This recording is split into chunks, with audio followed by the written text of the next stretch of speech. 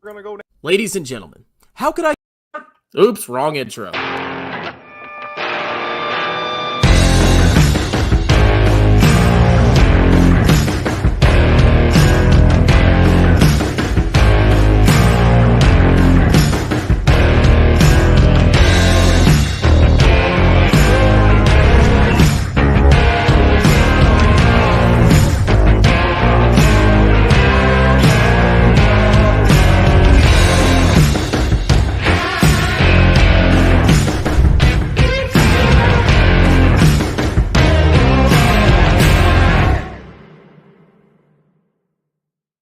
Oh boy, is that not a sexy hunk of man meat right there? Oh, look who just popped in. Howdy. Hey, Cole, do you show up to job interviews like 2 minutes late? Well, I was doing something important. Oh, what were you doing, Cole? 2 minutes. I'm making a video. Man, fuck your videos. Oh, jeez. So, yes, I know the topic of today is we're going to be talking about episode 7 of Call of the Night. I know we all watched it and we're all very excited. What? The heck is even? What is that anime or something? What is it? It is. It's really good. I can't go to sleep without it. Anyway, before we get into it, check out sprytac.com, ladies and gentlemen. 10% off. You see this coupon code VTMyET? Guess who designed that? Me, mother effers. Sprytac.com. Get yourself a pair of cargo pants. I know. When this started, you didn't have a coupon code. How'd you swing that one? Well, the guy actually sent it to me. I was like, okay, cool. He's like, what do you want it to be called? And he had like Strongman as the coupon code. I was like, hell no. I want VT my ET. And I made it happen. Now they're only $90. What are you trying to say, Cole? Nothing. I mean, I was at Costco the other day. They had some pants there, but they're not going to be the same quality. Yeah, they're not the same quality as Sprytac.com. What do you want to wear, jorts hiking, or do you want some real freaking pants? Well, look, I'm ex-military, and let me tell you, I wore Kirklands my whole time in Afghanistan and Vietnam. So Vietnam. Yeah. Don't forget about Korea, Cole. You were also in Korea. I mean, I can't believe they have limitless utility. They have easy access to your radio, knife, flashlight, water bottle, first aid kit, and thousands of other attachments. They do, and they actually have a patented design. So the pants that I've been showing are not the only pair of pants. There's actually a pair of pants where they have like it's called molly weaving. You can weave on a pouch onto the side of your thigh, which is pretty interesting. Yeah. Are they publicly traded stock? Not yet. Yeah, but with all the attention they're getting here, I mean, they're probably killing it now. Yeah, I mean, when you have free U.S. shipping for orders over $75, free returns and exchanges, and a 60-day money-back return policy, I don't see how you can afford to pass this up. Look at you, Cole. Reading off of something. He's on the website, I think. Oh, yeah, I've been on the website. Cole's trying to steal my sponsors away. I noticed the shirts as you go across, the shirts evolve from no shirt, sleeveless to sleeves. I can change to less degenerate. I just was working out some, but I didn't have time to change. Ew, you didn't have time to wash yourself before my stream, Capital Mindset? No time. I'm actually filthy. I am disgusting. Like I can smell just the odor seeping out of my pores. It is. Well, there's no shower in your garage. Well, the point, like, why would I shower and then come in here and sweat my nuts off and then have to shower again? So I even during the day, like, let's say I'm teleworking, I'll work out over lunch and I'll come back and I'll do my office work here in the garage, like nasty as F, until the day's over, and then I'll shower because there's no freaking point. Well, if you want to keep your nuts dry, use the new Sprytac slick underwear that something dry. I don't know. Thank you, Cole. Let's talk about everything money. Oh, we're going right into it. Oh my god. I don't know. Oh my god. We don't do grifter slang anymore, Cole. Did you not see my latest video? I'm done. Wait, of course. Did you say it? You're done? I'm done. Yeah, the Meet Kevin video I did. I'm done. I basically said I'm tired of all the BS because you tell these people something like, "Oh, man, buy an index fund," and like, "No, buy Tesla, bro," and then they lose all their money and they don't care. So it's like, you know what? I'm tired of you people. I've I'm evolved to burnt just out. buy call options on stuff like coal. Coal's No. convinced me. I sell puts. No, that's not me Oh, or put. you. That's Paul. He just sells puts. Gotcha. Mo does talk about options a lot.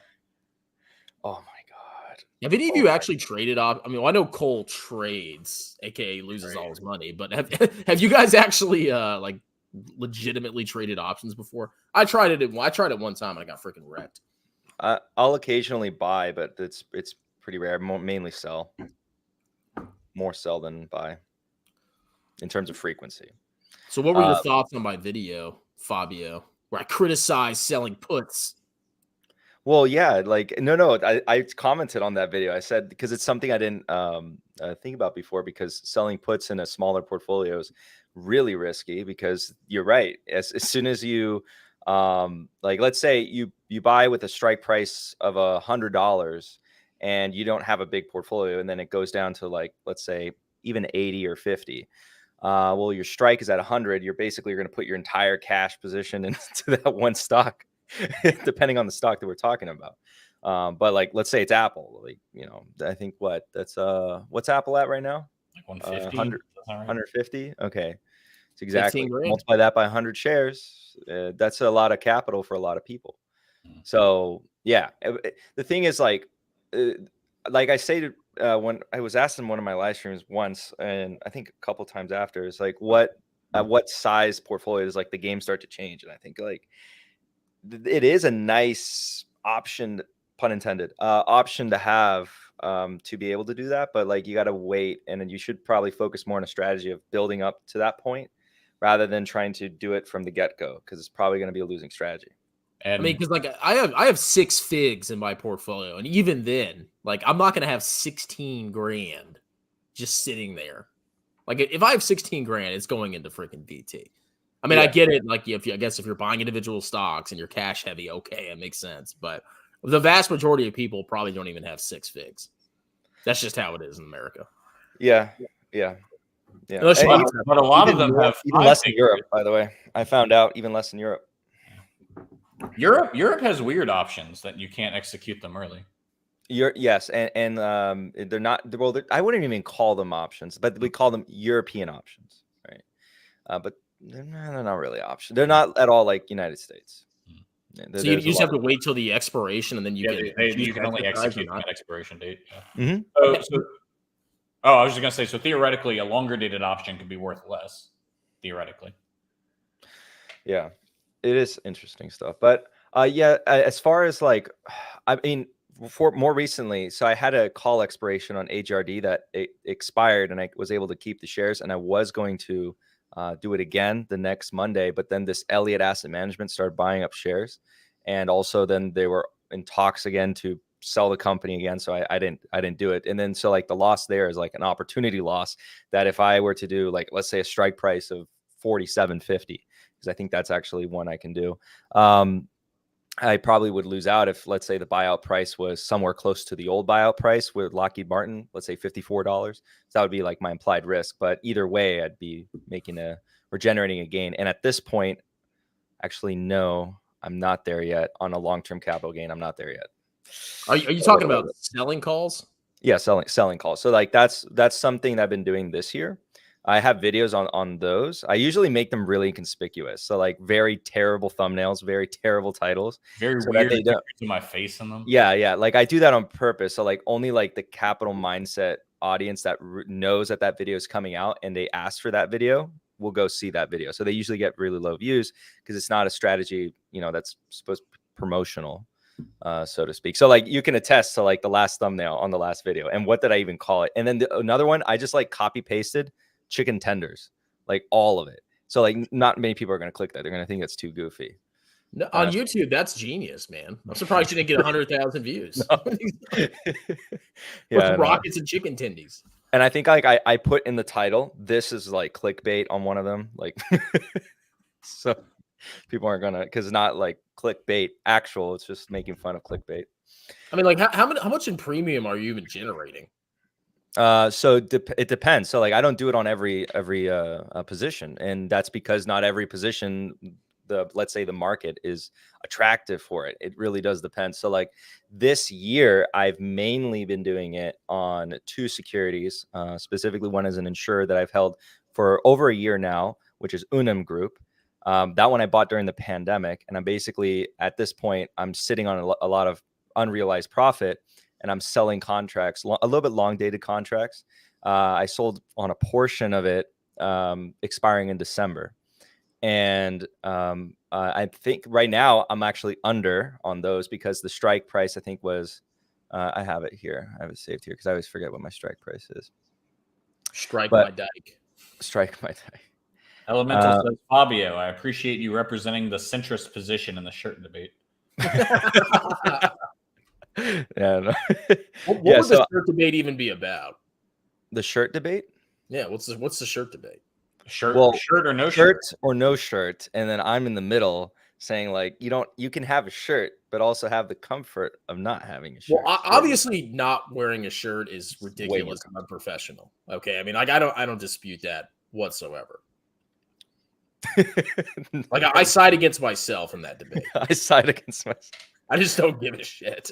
I think when it comes to selling options, I feel like people just underestimate how big a move can happen. Like they'll be, I sell covered calls a month out, 10% out the money. You know, the market's not going to go up 10% in a month. But that just did. Yeah.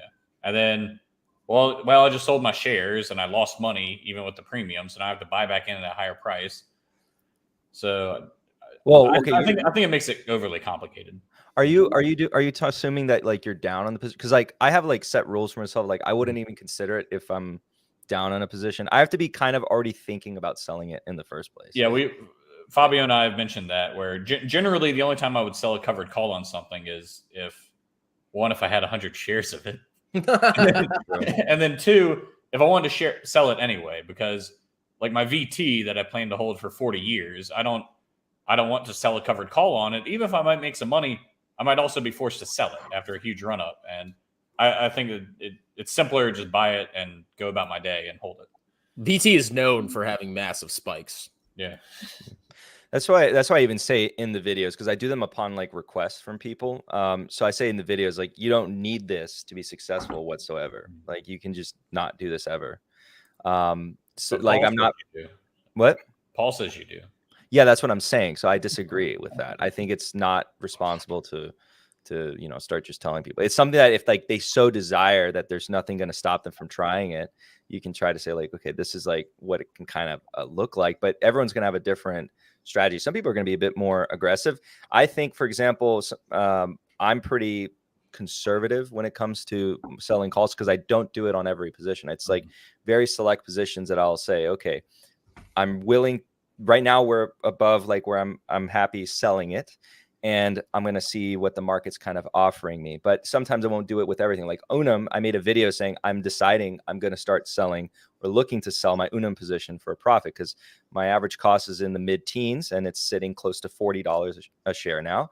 And so that's a lot of unrealized gains. All of it is basically long-term capital gains. And so I'm just selling premium. Yeah, I was going to ask about that. So if you sell a covered call and it's in the money, it gets executed, you sell your shares. So you have to pay taxes on the premium you got, and you also pay taxes on the shares you sold. Yeah, but the premium is like that's extra. Yeah. Now, technically speaking, with right now, because not all sunshine and rainbow. So like right now, I was going to mention I have a strike at 35. It's sitting close to 39, and it's on a portion of my position. Right now, it being at 39, if I were, it expires in December, so we'll see what happens. But if it were to expire in December at, let's say, 39, I missed out that opportunity cost. And the yield did not make up that difference. I can tell you that right now. So on those shares, I have an opportunity cost. But I still do get to recognize that profit from my cost basis up until that point. And then so it's more like a way to speculate on the way out is how I like to think about it. But I only do it if I'm willing to get out of it. If I like for stock that I'm up, like Alphabet, I won't do it for Alphabet because I'm not actually looking to get out of Alphabet. I don't want to play with the soap. In case they accidentally get called on it and then I lose my shares, I incur a taxable event that I didn't plan on doing anyways. But if I'm already planning on it, like I'm already like thinking about it, I'll go ahead and do it. Yeah, I'm actually reading about the taxation of calls. It says if you sell covered calls and it goes unexercised, even if the holding period is over a year, you still treat them as short-term capital gains. Mm-hmm. So yeah, it's taxed like income, basically. Yeah. But I think about it like, okay, it's just extra. It's like, because we're not, it's like a progressive tax system. It's like, okay, it's money I didn't have anyways. But Fabio, so if I sold a VT covered call, which I know you at a can. $97 strike price, can you guess how much money I would make? Oh, probably. Contract? I don't think it would be that much. How far out? How far out? What's the September 16th? September 16th. I mean, $60. I don't know. $5. Yeah. Oh, what's VT at? It's at 90. Roughly. Oh, but that's $7. Okay, that's a big move for VT in like a month, half a month. So that's, I mean, you could go to. Do they have CC's Pizza in Virginia? Do they? Yeah, because you could go. They do. $5 is. I mean, you have to buy a drink. Okay, wait. I have a question. What does it look like for? Okay, so let's see. I need to do this. Let's just go ahead and bring up the stupid thing Mo said about options. Go ahead. You do it, Cole. You do it, Cole. So he mentioned that Spider has some S&P 500 fund that's the exact same as SPY, but has a lower expense ratio. And Mo was talking about selling calls with SPY and with the other thing. And he said, with SPY, here, look, you would make $70. But with this other one, you would only make $1. And the difference was that the SPY one was like 7% out the money, so reasonable. And the other one was like 15% out of the money, so way less likely to happen. Then also, the main issue is the SPY one required you having like $45,000 capital to sell it. And then the other one, you only need like $5,000 capital. So yeah, of course you're going to make more money when you need 10 times less money. Oh, no. And there was even worse than that because we did it live. So like I did a live stream and I was basically doing the calculations live. This is the second time that on Everything Money, they have done something so idiotic that during a live stream, we're just going through it live. I just find the mistake. So basically, not only that, Cole, he was also wrong as a percentage terms for the SPLG was the other one. So on a percent term basis, he was also wrong because when you calculate it as form of percent yield on the premium, it's even higher than the other one. So he was even more wrong. So he told you the wrong one to sell options on.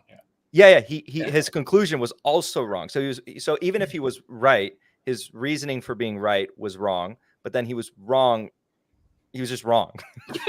He didn't even know he was wrong.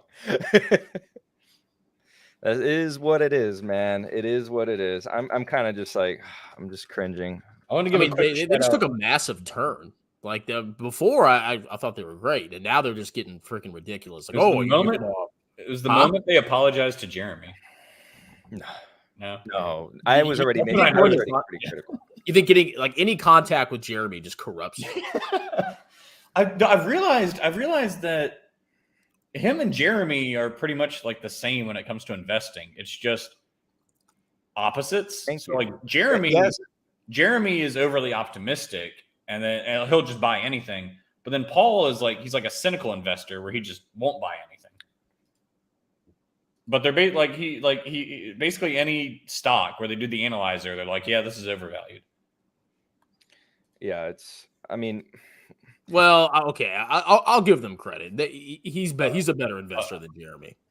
At least if he's going to buy a stock. Well, okay, Fabio might disagree, but at least if he's going to buy a stock, he's not going to get as wrecked as badly as Jeremy. I mean, the whole market. Well, yeah, that's gambling, and I don't agree with that. But I'm saying like Paul's losses will be much less than Jeremy's losses. Jeremy was buying like Beyond Meat in the hundreds. I can never see Paul doing that ever.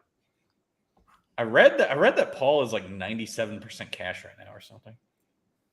I wasn't showing proof of that, but that's what a YouTube comment said. Sorry, what?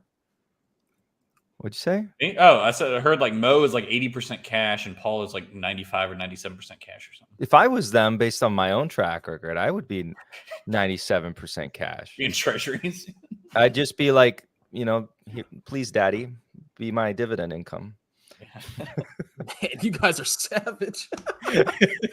Today it's every video. Like every video I watch from them, there's some bizarre like he said it twice on 2 videos today. Paul said he called out Kathy Woods basically, and he said she predicted Tesla would be $4,000 a share, and she's an idiot.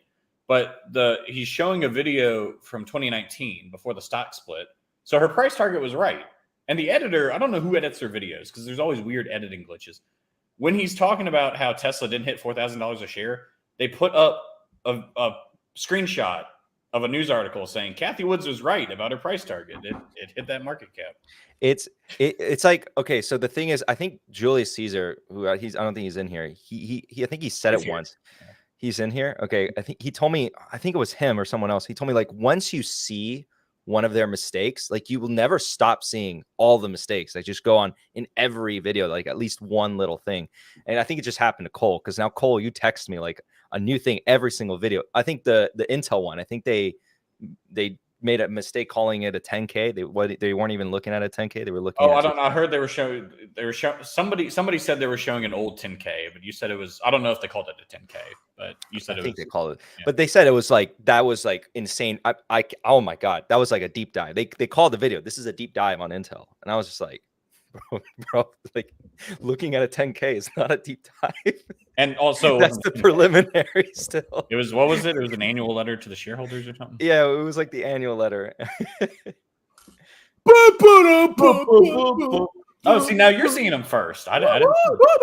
Yeah. What's up, bro? Love the vibe. Shout out to Cole, Capital, and Strongman. Juan, why did you not put my name first? I was gonna say you did alphabetical order, but he didn't. Thank you, Juan. I actually had him on my channel. He's not a bad guy. Calculator. I'm trying to see how many. Okay, so VT is sitting at. Cause I was looking through the options. What it's offering. It's at $90 right now, right? So if you were to do, let's go. How much degeneracy can we do? It really fell 3% on Friday. Yes. Okay, so it tanked, dude. 3.24%. Right, so you can do let's say you're an utter degenerate and you do like almost your entire position, and you do a strike price of $93 for September 16th, so half a month. You would generate $1,540 is what I'm being offered. Like less than the market's closed, but I can't execute this. But like, what was that, like less than 1%? How much? So now what you would do is you take this amount, you would divide it by the total capital it represents, and then you can calculate like a yield, and then you can annualize that yield, because this is only in half a month. So half a month, annualize that yield, and then that's like an annualized return that you'd be getting, and then you say, is that worth it? Maybe not. Well, look, we'll get to. You said the yield was what? The annualized yield? So we could do that by just taking the. So it's half a month, because it expires on September 16th, and so that in terms of periods is just 24. 24 periods, and so we have, what's the amount? 0.45. All right, I'll just calculate that.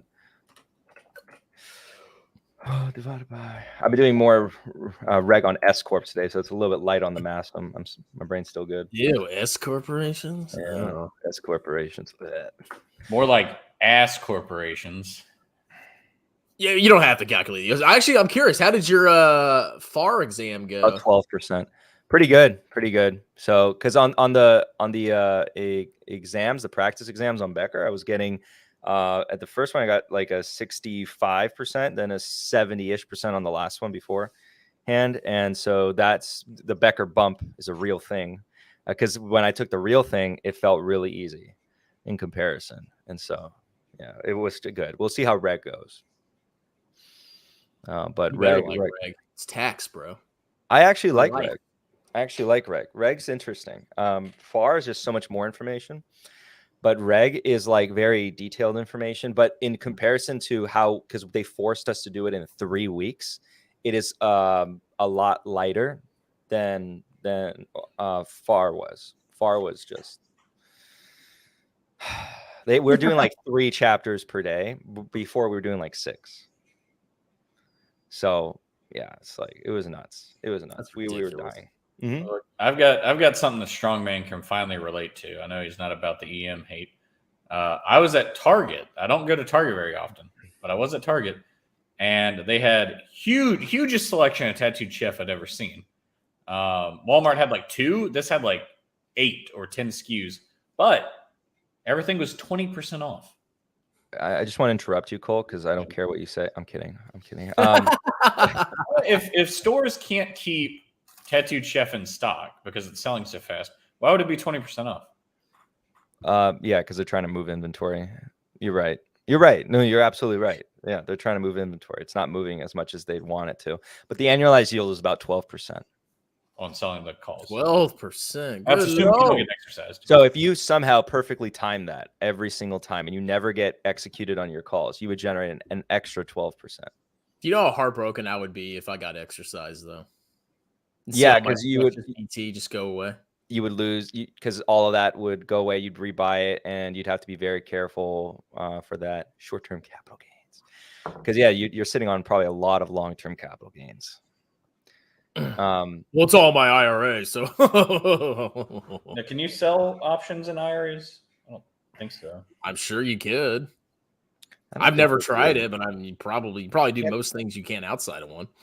You can't take on leverage, but you can buy real estate under a Roth IRA. You can. Bobby was telling me about that. I don't understand how it works. How do you buy a house in a Roth? So you actually need to talk to a professional that does that, handles that, like a tax lawyer who can set that up. I mean, I assume because there's a limited, I can only put $6,000 a year into it, so I can't. Yeah, it's not easy, but it's possible. And like you can even put a C corp. But do I have to wait until I have enough cash in the IRA to make the purchase? I don't know how leverage gets involved because there's restrictions on leverage in a retirement account. So like you can't go on margin in your retirement account, Roth IRA. I think it would actually be stupid to buy a real estate inside a Roth IRA because one of the big benefits of real estate is if you don't make a lot of money, you generally generate losses, and those losses can reduce your ordinary income as long as you meet all the qualifications. Yeah, so it's not like the IRA. It's not like the IRA makes the rent income non-taxable or anything. Yeah, but you want the loss. You're not getting the loss. Because you got depreciation. You can even to an extent. Well, actually, it depends. Because what are the tax benefits of having it in the IRA? The rent is not included as income. Really? Okay. Yeah. Whenever it becomes profitable, you're not getting taxed on it. But a lot of people do real estate, especially if you don't make a lot of money. There's like AGI limitations, but you can actually write off a huge portion of rental losses against your income. So if you miss out on that, that's actually freaking huge. And if it's in your IRA, it's not going to happen. A lot of people own real estate. Actually, some of my family members, they own real estate under partnerships.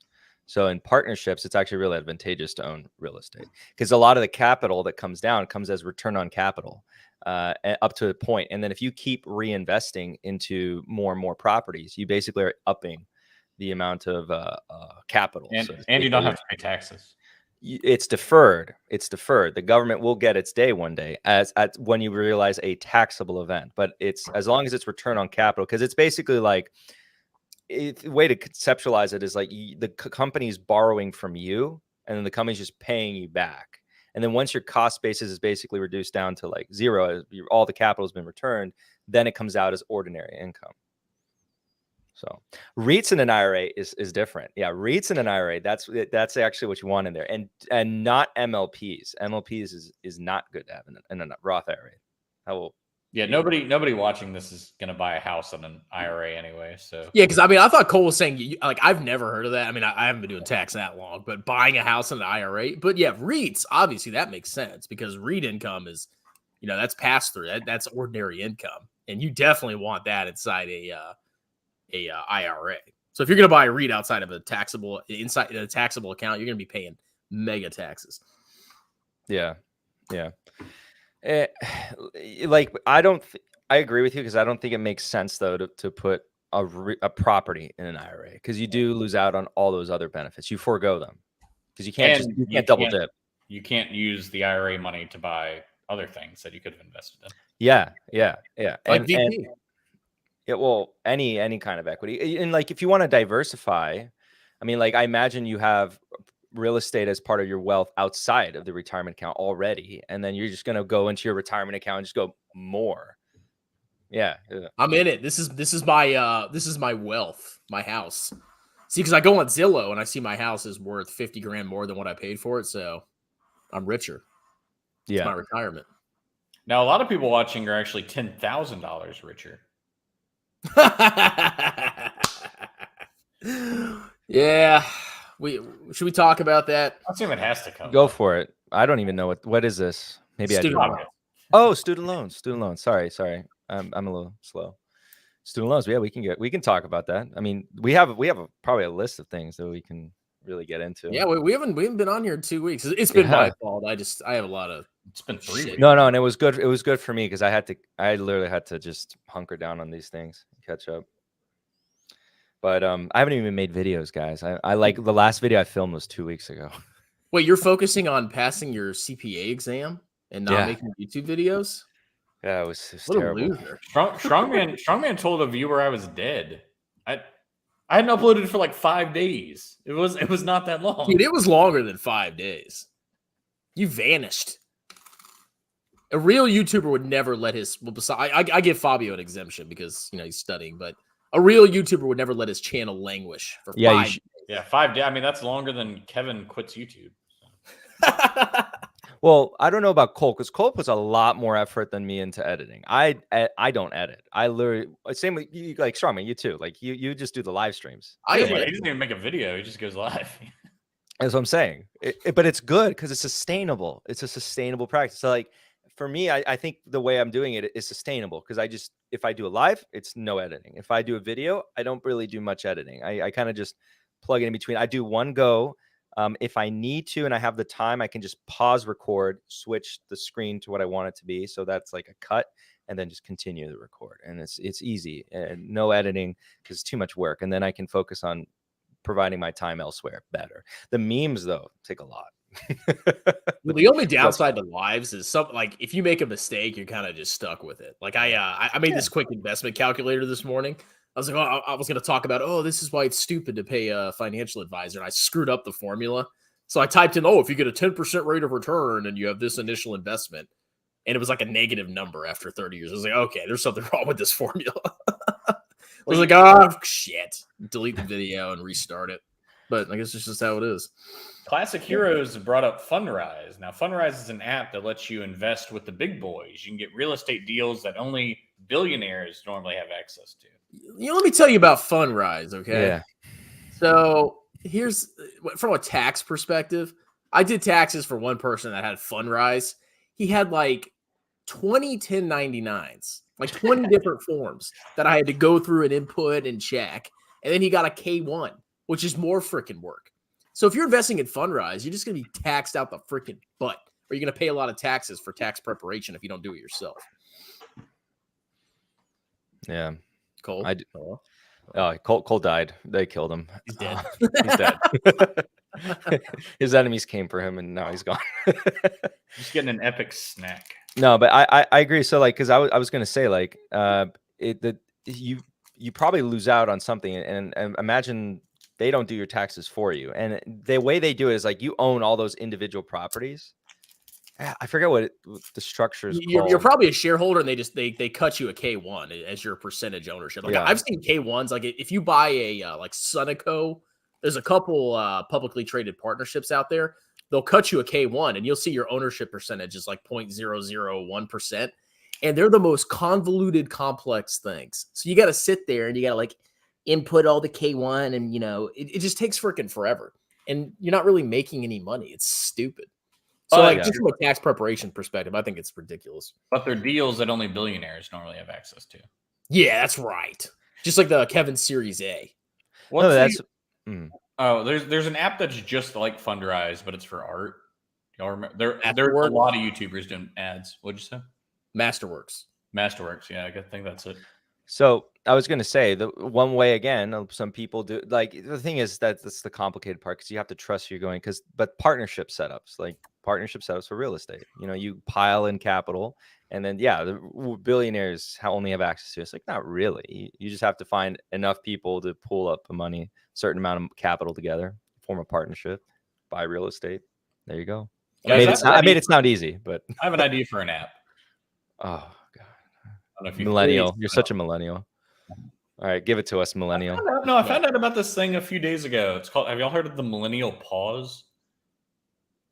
Is it about like you just pause the conversation? You say, "I have an idea for an app." It's when you start recording a video, like anytime, like you're making a TikTok or something. Millennials, well, there'll be like a half-second pause before they start talking. There's an Atlantic article about it, so apparently it's a big deal. It's super cringe. I'm a millennial. Do I have the pause? Here, let's test it right now. Okay, strong man, tell me when to start recording and then start talking after. Go. Oh, this is cringe. Wow. Oh, I guess I'm a millennial. You got me. All right. So next up, well, we didn't even get into the student loans thing. So just, I guess. Student loans. But yes, my app idea that lets anyone invest into YouTubers that normally only billionaires can invest in. You can invest in Mr. Beast and PewDiePie. Honestly, that would be pretty cool. If I mean, I guess technically I could. Somebody tried to do that. I forgot who did it. Somebody tried to turn their channel into a stock, and it would give you their ad revenue. Apparently, yeah, it's like any company, but it's a private placement. I mean, I don't know all the details of the laws, but like I think only accredited investors would be able to. Yeah, there's something with the SEC that made it a problem. Yeah, it's like there's very strict rules for like private placement stuff like that. But I mean, theoretically, it's possible. Yeah, no, it's like it's theoretically possible right now. You have a business, you just start issuing shares, and people buy the shares. So it's like with this fundraise, have access to deals before only billionaires. It's like, how long have REITs been a thing? Well, yeah, that was the whole purpose of REITs was to let the average investor, get access to those kind of investments, to rental investments. Yeah. And there are some really interesting, like some REITs are really interesting.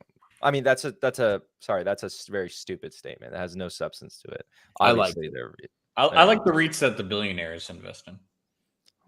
Oh, well, there was an MLP that I actually started to get interested in, just like that general vicinity. But we'll talk about that later. We need to talk about the student loans. Yes, I'll just start the conversation by saying I think it doesn't make sense. So, okay, you're lying, you liberal. You love it. You ate it up. Bet you had a party when you found out, didn't you?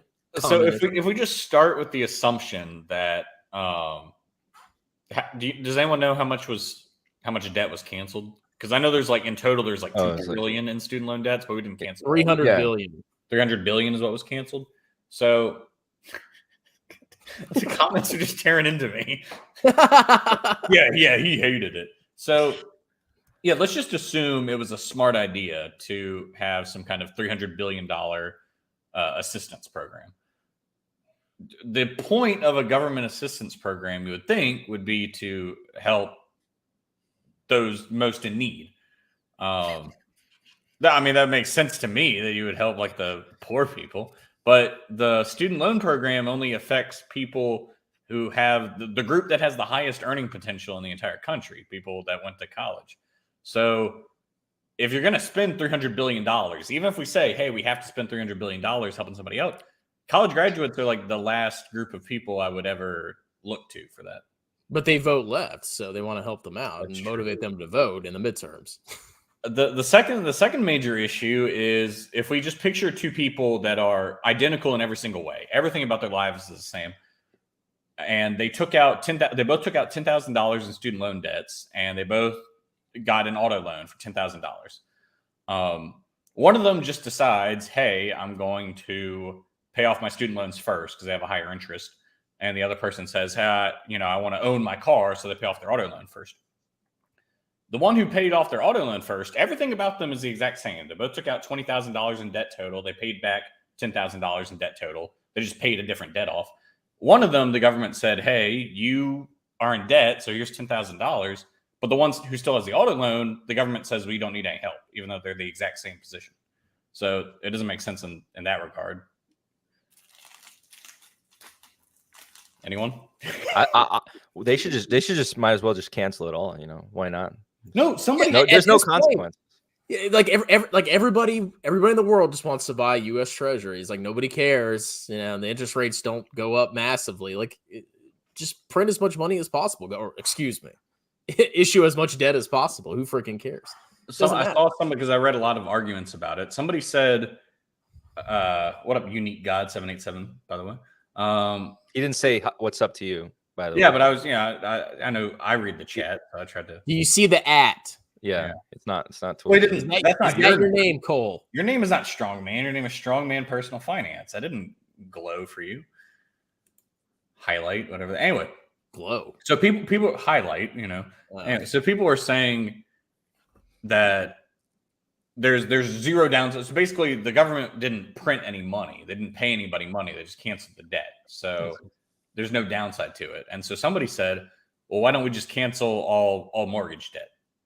And you think that would maybe make you think for a second about how this can't be like no downside. But instead, no, the people online are just like, yeah, do it. So, yeah, I mean, it's a good idea. Everyone will just... People don't understand the concept of a receivable. Like, it's future income that you'll derive because you own the debt.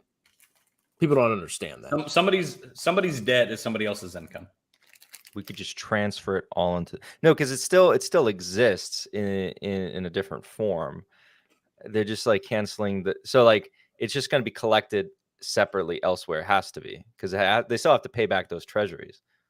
No, they don't. Yeah, they do. No, yeah, they do. They just roll over the treasuries. They just they revive. They borrow more. But like it just like so it removed the input of how the money's going to go to pay for that debt. And then just transferred it over to future tax revenue or future borrowing. They just wrote off the debt. No.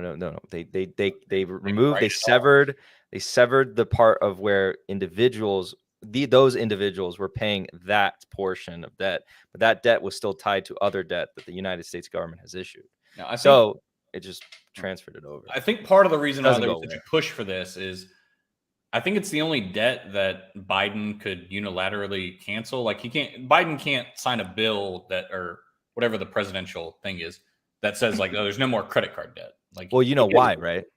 Because it's government debt. Yeah. Well, yeah, because federal, because after the Affordable Care Act, that was part of the legislation that was snuck in there. It had nothing to do with what the name of the bill was. But if you look at a chart of like, student debt, and then, it's inconspicuously timed around the time that bill was passed when I was a much younger lad and, wouldn't ever read that bill. But like, I know as I got older, I actually read it and I was like, oh shit. Wait, you read the whole, it wasn't the bill like thousands of pages? I wanted to read the portion that had to do with like student loans. Cause when I found that out, I was like, what the fuck? Like, what does that have to do with the Affordable Care? But yeah, you can see kind of like there's a correlation between that bill passing and all of a sudden people getting much easier access to loans. So yeah. So you can't cancel credit card debt because it's not on your books in the first place. I'm sure Congress could. That would be in the courts. That would be. It would go to the courts. They could cancel it this way if the U.S. government probably was saying, okay, we're going to pay it, and then we're basically transferring the liability to a separate place. Look, if the government is going to spend $300 billion, somebody who they're so poor they never even went to college and raising a couple kids and. Lights were going to get shut out. They put on a credit card. Now they're in debt. They're getting farther behind. I think that person needs help more than somebody making $125,000 a year with a college degree. You're assuming these college people are making 125. There's a lot of very useless degrees. There's a lot of people who graduated college and are not doing anything at all what they study. Having an issue with what happened does not mean that. I agree with you. Though. No issue with student loans, and there's no issue with colleges. I would say like okay, if you made it more risk, like if you actually put risk involved in terms of lending out loans, and you kind of got rid of the whole government involvement, it would make it probably a lot more restrictive. It'd be harder to get student loans. You'd probably have to be a good student. You'd have to demonstrate that you're probably going to get into a career that is going to be able to pay it back. It'd probably make it more like, let's admit it, what it would cause. Not everyone would be able to go to college. That's what it would cause. Not everyone would be able to go to college. You would either have to earn a scholarship, or you'd have to meet certain criteria that a lender is going to be like, oh yeah, I'm willing to lend to you because I think that you're going to be able to pay. Because at the end of the day, the lender has to care about you're going to pay me back, unless we're going to remove that risk, and then all of a sudden the lender won't care. One thing I heard. I'm not saying this is a good idea, but it made me think. Basically, colleges have some kind of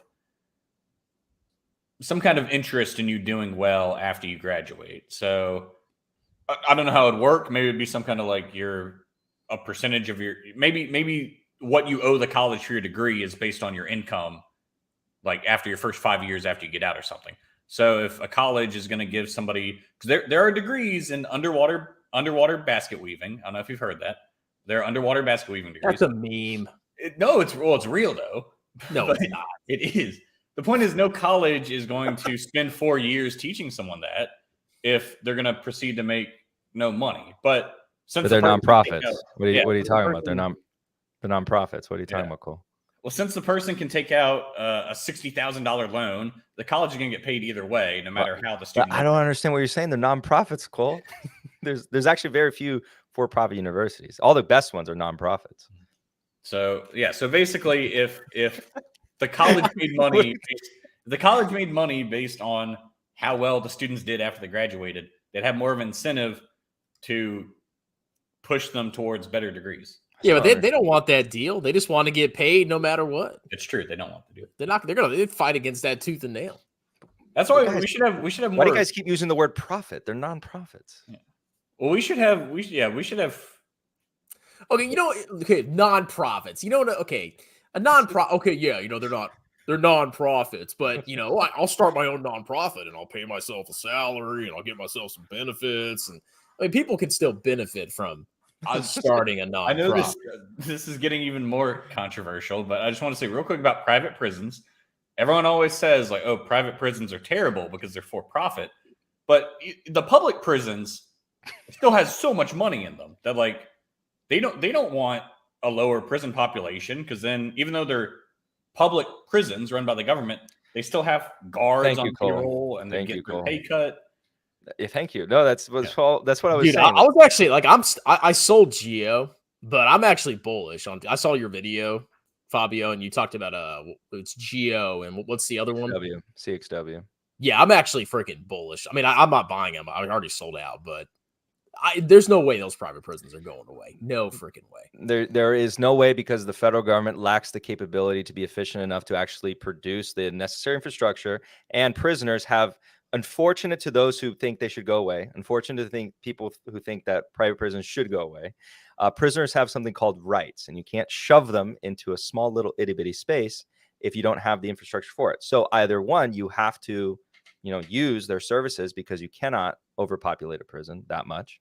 There's limitations, and the court won't allow it. Like there's some states that try to, and the courts actually say you can't do that because they were basically putting too many people in a small space. And then there's the whole ordeal that they would buy them, right? They could buy the private prisons out, or like the actual land. And then I think that's actually like in the first place what they should do. But then the thing is, the prison system is really incompetent with staffing on top of that. Like in terms of completeness. And so some people will point to like, a public prison, and they say it's like, look at that compared to this private prison. It's like one of the best public prisons. There's some really bad public prisons that they don't point out. But all in all, if I was running those companies, I would stay out of the business of actually managing the prison and simply just building the prisons for the government and then renting it out. Because then I think then it's less controversial for people. I think people have a problem with the actual management of the prison, thinking of these prison guards and the private prison and stuff like that. When they are performing a necessity for the government, the demand has to be filled that the government cannot do on its own. You know the It's tough. government needs them because they would have got rid of them a long time ago. If they did Yeah. Well, it's actually, again, like, because it was upheld in like courts, like you cannot like just, okay, we close down that prison because it's a private prison, and then we grab all those prisons and we just shove them into the state prison, and then they were like, okay, it's overcrowded, you can't do that. Yeah, let's point out that the issue with for-profit prisons is not for-profit prisons. It's that the government is arresting so many people that we had to hire people to make more prisons. Yeah, but that's like a separate thing. I love the argument when people say the private prisons are like huge lobbyists. I'm just like, have you seen, like, because you can't write off lobbying money for tax purposes. You can't just say, oh, I lobbied and that's an expense. I did that on my tax form last year. You did political donations. Yeah, I lobbied my mayor in my little town. See, that's why I see, like, when a reporter says that, I know they're completely BS, because they don't know at the time. I know they're not an accountant, so they don't know. They don't have any finance experience or anything like that. But for anyone who didn't know that, you can't do that. And then you go to the private prisons and you look at the size of them. You look at how much money they're making, and something just doesn't, add up there. But I'd say like the Bureau of Prisons has a huge lobbying fund, but they're within the government. The unions. I get a lot of homophobic comments coming on YouTube. This is why I stopped uploading. Basically, one of my main points was Louisiana was looking at legalizing marijuana, just completely legalizing it, and the biggest push, like the most money spent against it, was the public prisons. That's what I'm saying. Yeah, Yes.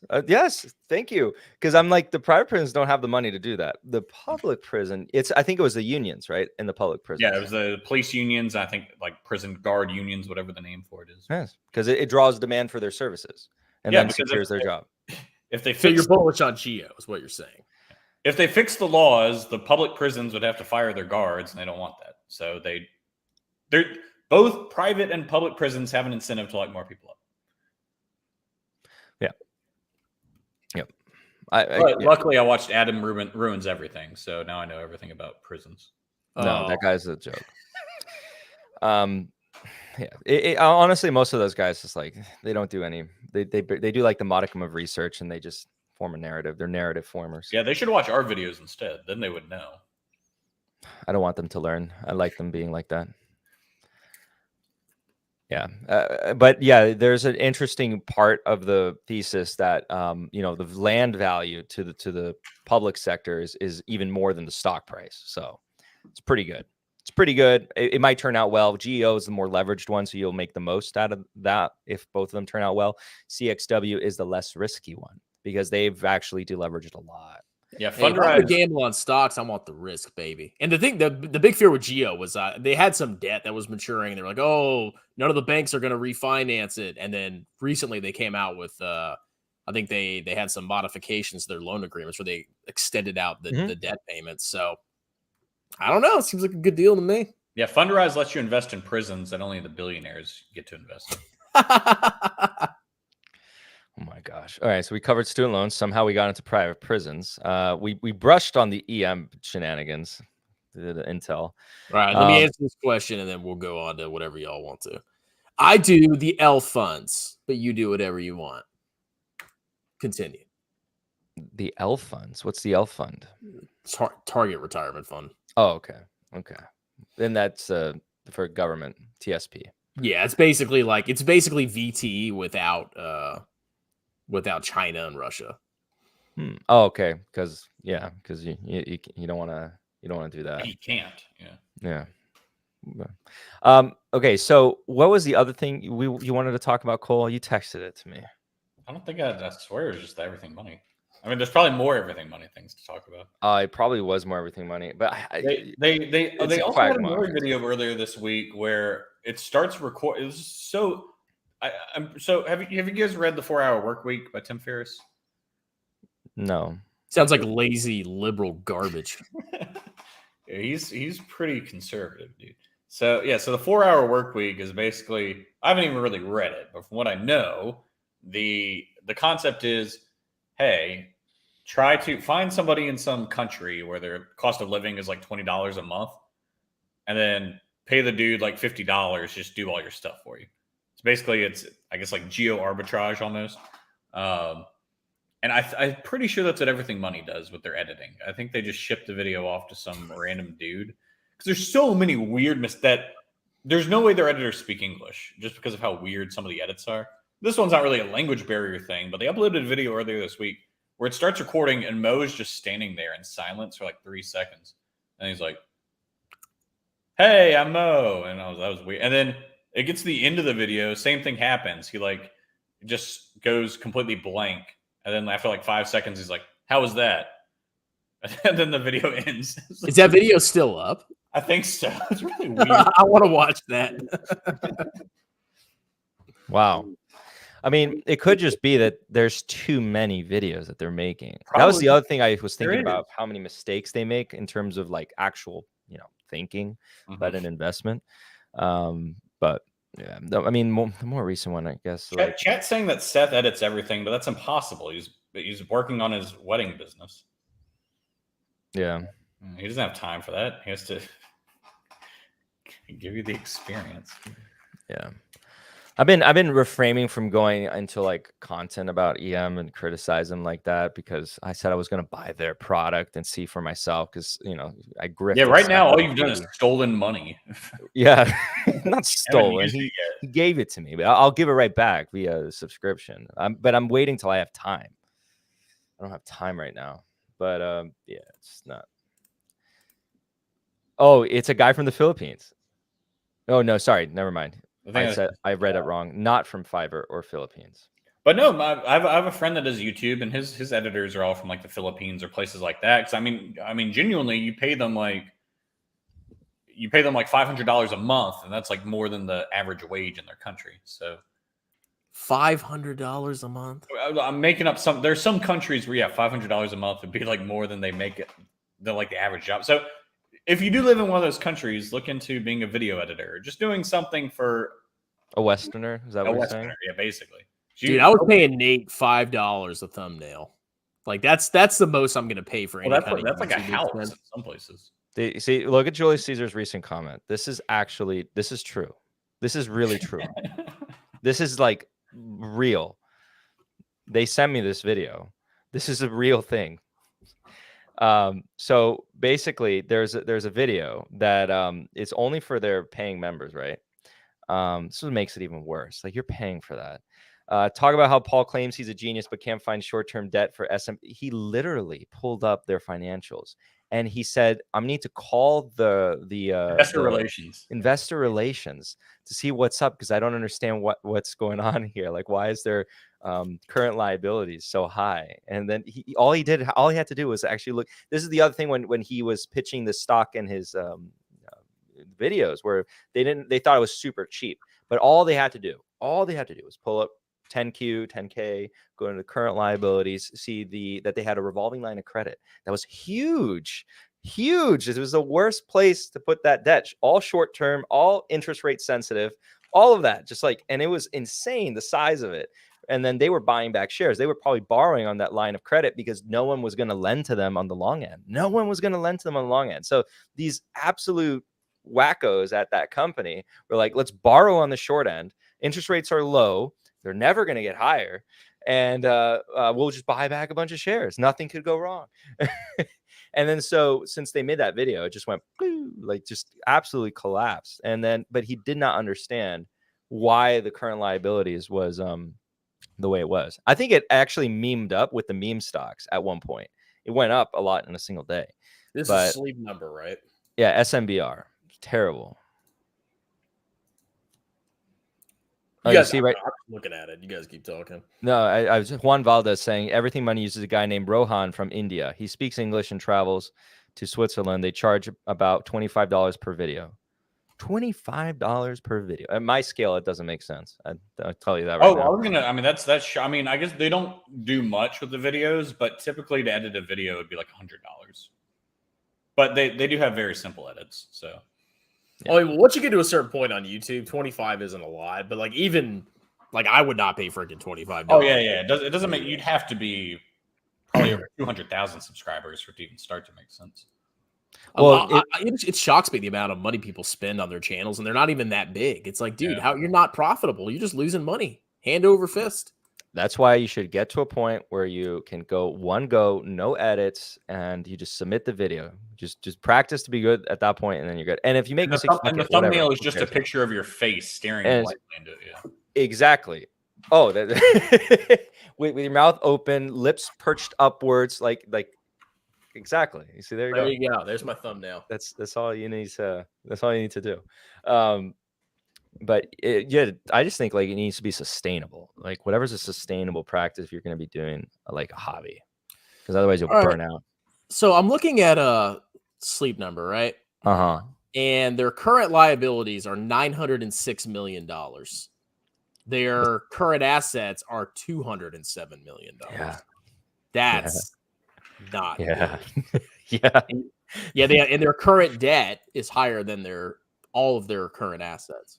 Can I remind you that? And I hope their videos are still up. It's okay because I think someone saved them. But they made several videos about how cheap it was, and they did not even pull it open to see that. Literally, they bought the stock. They were like saying, "We're buying the stock because it's so cheap." It's okay, Fabio. I'm on the phone with investor relations, so I'll find out his debt number. They only have $2 million of cash. Everything else is like receivables and inventory. That's not good. What is this fucking? Oh yeah, I was gonna do that with I was gonna do a parody video because people are talking about this RE thing. Okay, I was gonna do a parody video. Know about that? What? Does anyone know about Ari? I just know she lives in a van. That's the extent of what I know. Not a van. Oh, a Tesla. My bad. Yeah. Cole, you know everything about her. Stop lying. Completely bluffing. She faked being homeless. I know there's some kind of. So there's this girl. She lives in a car, and she's like, "Oh, I'm homeless, and I want to bring awareness." And now she has a Patreon. And people are pissed because they looked into her past, and there's something to do with her child being abused and all sorts of nasty stuff. And she ran like a fraudulent dog food company that got shut down. No, that was Scott. Can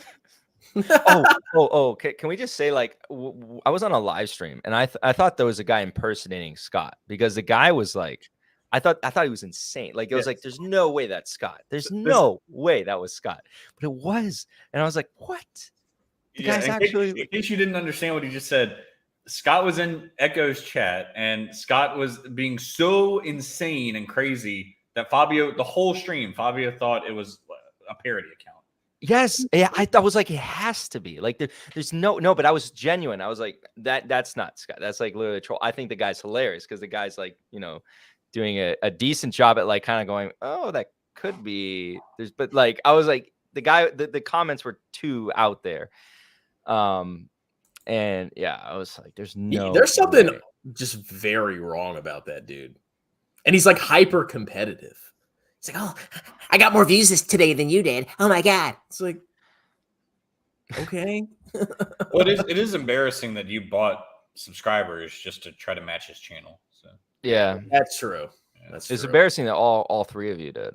Yeah. At the same time. the same day, yeah. And YouTube still won't talk to me about it, but whatever. Oh yeah, that's stupid. Someone used to order Scott's dog food for myself. What? Oh, yeah. I love that photo, by the way. I know that's actually you. That's such a specific photo. It has to be you. No, like, would you do it for a Scotty snack? Did Scott make a video about me? Let's see.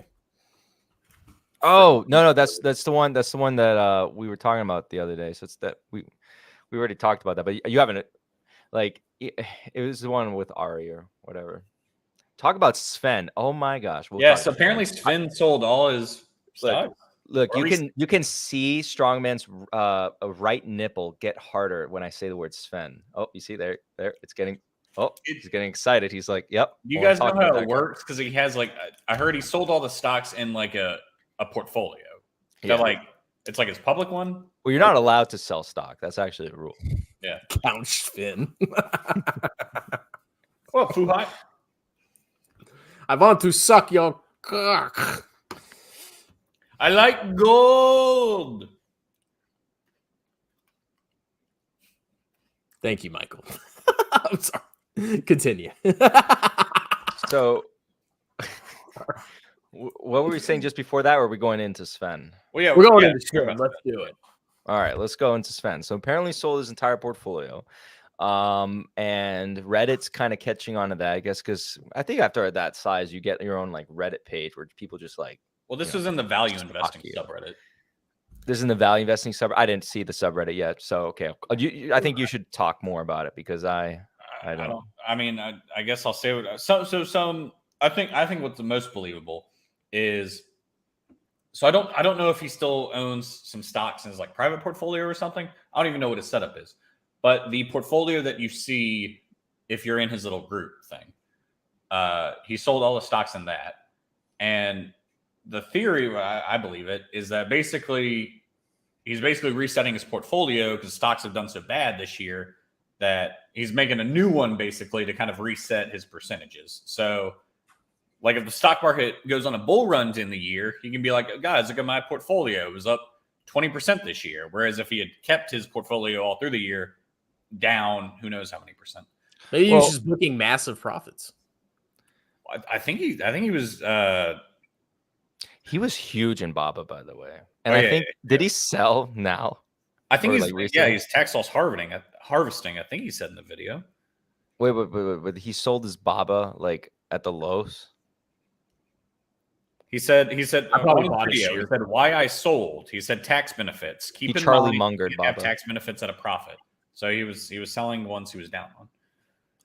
Okay. I mean, all well and good. No, there's some people emailed me some things that asked me to address. I just haven't had the time to do it, but it was about his some of his old picks that he's done that like literally have gone bankrupt.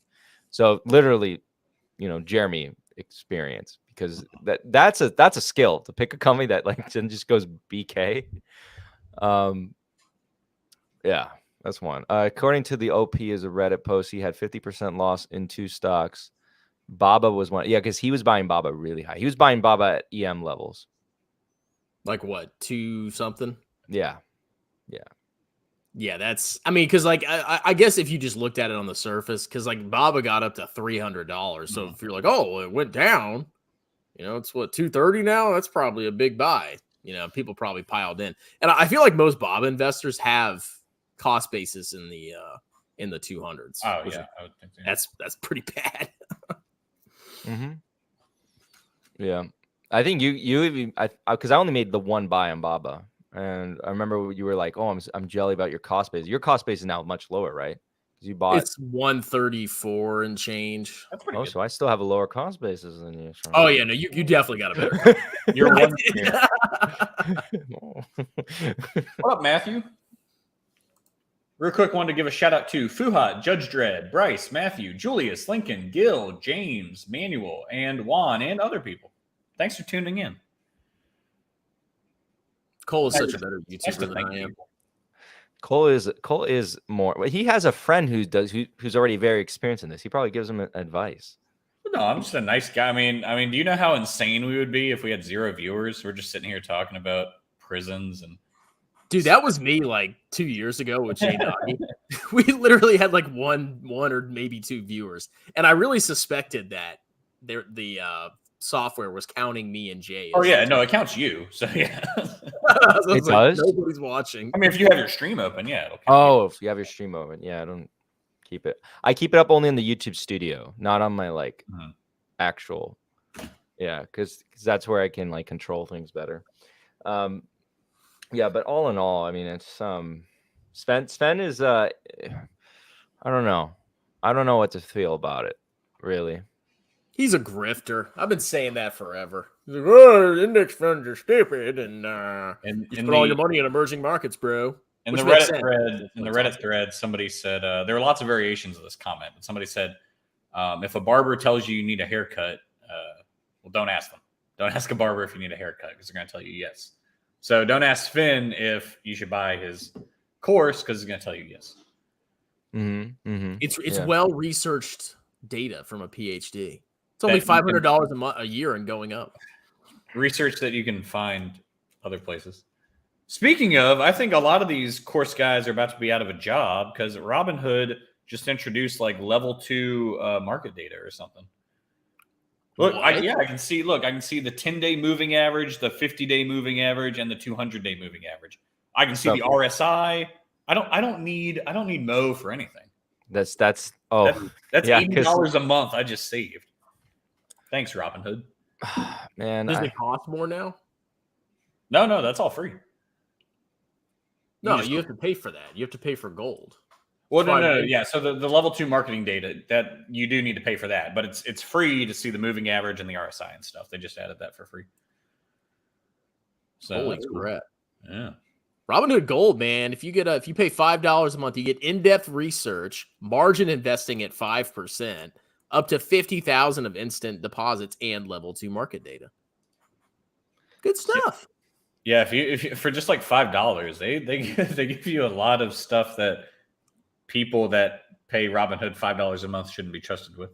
Oh, dude, when Baba tanked, like he was like 80 or something, the last buy I did, I didn't have enough instant deposit, so I actually signed up for gold just so I could. I've done that before. I was like, oh shit. They gave me like 5,000 of instant deposits to use. Fun. Okay, sorry to you guys. We haven't talked about this, but 3M. Oh yeah, they make masks. No, but 3M down 9.5% on Friday over the potential massive payout that they're going to have to do for those earplugs. We're looking at a dividend king, guys. I've never in my life never understood 3M stock. Cole, dividend king. That means they've raised their dividend for 25 years straight. 50. You illiterate, uneducated. No, I'm kidding. No, I don't understand the hype. I mean, it's better now. But like people would be like, make sure you buy 3M, and it's like a 2% dividend. And no, it's I think like 4 point something. Yeah, it's Robin 4.6 now. 4.6. It is 4.6. Robin stock is getting better at telling you that data. Over the last 5 years, it's down 37% over 5 years. Oh, whoa! Because you, I don't think you've been in the market that long. Back in those days, back in like 2018, 3M had been going through like a streak. Like it was just like rocketing up, from the bottom of 2009 to the top in 2018. So basically over 9 years, it was up. Yeah, it was in 2018. Yeah, I remember it. I pulled up the chart because I remember from 2018. Yeah, like this thing was like unkillable.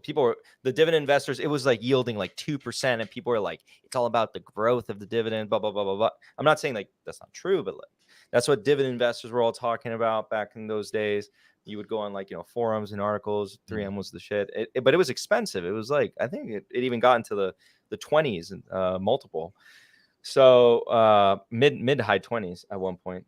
And they were like, they produce everything, blah, blah, blah, blah. And now there's like this whole talk right now about it going bankrupt because of this case. So it's interesting. I also want to talk about, Robinhood also lets you make your shares available to basically somebody can borrow them to short them, and you can get a little extra interest on that. Dude, I was like, no way am I lending my shares to Robinhood clowns. That sounds like a disaster waiting to happen. I don't do it on Robinhood, but I do it on my other brokers. I think that's interesting. Yeah, maybe on another one, but Robinhood, no way in hell am I doing that. Yeah, a reminder to everyone that in 2016, February 29th, 2016, you could not trade any stocks on Robinhood because they didn't program the app to understand what leap years were. So it thought February 29th wasn't a real date, and you couldn't do any trades. So it's pretty impressive. We should have sued them. Yeah. Oh, I think they did get sued. But anyways, are you guys interested in the dividend king? No. 3M? Dang. I don't know. So isn't the earplug lawsuit, doesn't that have something to do with the military? Because I remember always seeing these, there's these earplugs and you can make a lot of money, you veteran. And that's all I really know about it. Give us the details, Fabio. So there were these earplugs. And actually, hold on 1 second.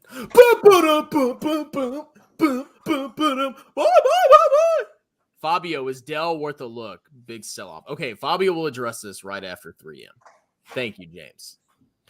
So with 3M, right, there's this lawsuit with the military earplugs. I think, what's his name? Jocko Willink. No, I think it was not Jocko Williams, but who was it? It was someone, either a subscriber or was it Jay who talked about it? Who talked about it? Someone who's like, oh no, I think it was Dan. Dan talked about it because Dan was I think it was on a Discord call. He talked about the earplugs. Yeah, it was Dan. So so some soldiers who were using it is for artillery fire, right? They actually ended up losing their hearing. Not everyone, but enough that we could consider, or I think now we could say they didn't work as intended because they were unique. It was like a new technology, a new technique to actually put in these earplugs where you could still hear someone talk. So that was the benefit of them. The idea is it still protects your ears, but you can still hear someone talk. So you can hear like orders and stuff. Didn't work out as intended. And turns out a lot of those soldiers lost their hearing. And that's what the lawsuit's all about. If they lose, there's potential, at least what the news is saying, if you believe journalists, majors, that they're going to, go BK. And if that's, I think, what the market's kind of panicking. Because basically right now, a judge ruled that the lawsuit's going to go through despite whatever the bankruptcy court says. Because there's a bankruptcy hearing right now. Because is it really that much money they're going to freaking lose? It says there's really that bad. There's 230,000 personal injury claims. Mm-hmm. So that's a lot. Oh yeah, it's like, scamming, dude. There's not that many people that do artillery. Like, yeah, no, it's not just artillery, but it's like now that they was just an use example. AirPods. So I actually went to Afghanistan, and I could be like, hey. My ears are ringing, bro. I could participate in this lawsuit. Yeah, pop on it. Did you use those earplugs? Do you have somewhat hearing loss? There you go. I actually do. I have a rating for it as well. I do have tinnitus in my ears from shooting. Wow. So they're actually bankrupting the subsidiary called Aero Technologies LLC. So Aero Technologies LLC is the owner of the earplugs under a 3M. It's a subsidiary. They're declaring bankruptcy. And basically what happened on Friday was the judge says, despite that bankruptcy court case, let the lawsuit go through. Can they still go after the parent is basically what that's they're saying? Yeah. That's like then the risk is if they do, it could be a very big issue for 3M.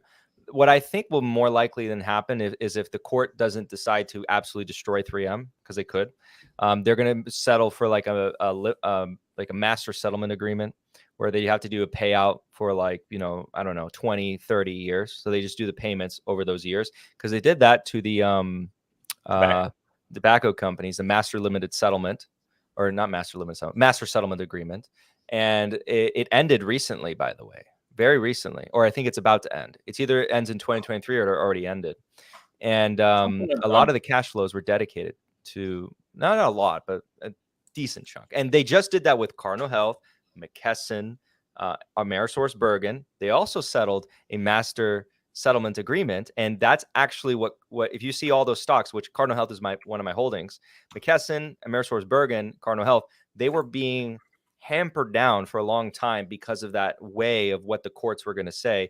After it was past them, you can see how the stock prices had performed, and they are destroying the market this year.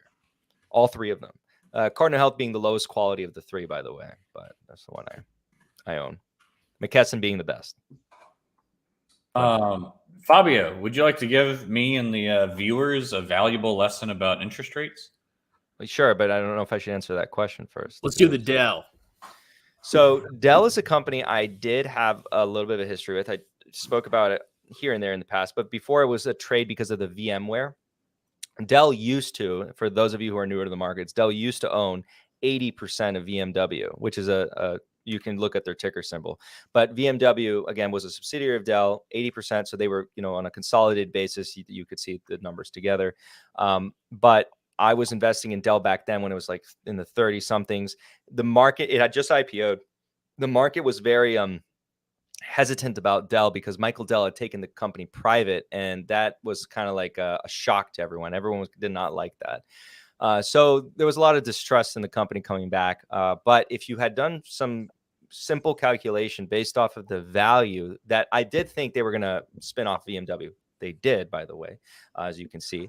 VMW was publicly traded back then too. Oh, my camera's out of focus. But VMW was publicly traded back then as well. But 80% of the shares were what? The car company? No, VMW. So VMware. Yeah, VMware. Sorry. Dude, the only reason I know about that is because I saw it on like a bunch of freaking tax forms last year. So yeah, the spinoff was in 2021, right? Yeah. So that one was play for pretty much that. And so I haven't really looked back at it. But if they had a big sell-off, I'd wonder why that sell-off is. And, to answer the question, let me actually see real quick if I can find out. Dude, in the last quarter, Dell bought Wow, $2 billion back of shares and paid off $6 billion of debt. Yeah, I could rebuy it pretty much and be solid. Wow, it is much lower now. Does it's at $41. Dell make computers, or they do a bunch of things. Computers is one part of their business, but they're kind of like HPQ, not without the printers. That didn't help. Because they also do like servers, stuff like that. They pay a dividend now. I know that. And let's see here. Okay, it's based on their earnings. That's why. So let me check out their earnings. And you guys can listen to Michael Dell talk about making Dell on the Tim Ferriss podcast. Go check that out. Yeah, it is an interesting story. Why is Dell up so massively over the last? I mean, before the pandemic, it was trading at like $25. Yeah. Like what has changed in the company in the last 2 years? Well, it's now 41. You had investors like me who were pretty much, I was solely buying because of that arbitrage of VMW. That's like literally was one of the main, and I was thinking about it like this. If you did the ownership percentage that they had of VMW, which isn't exactly 1-to-1, but the value of that was, I think 120, 130, 140, I forgot what it was around that time, % of Dell. So you were buying Dell, getting all of that VMW value potentially, and then Dell was free. The rest of Dell's business was free. So, I'll wait for it to pop up. Oh, the super chat. Yeah.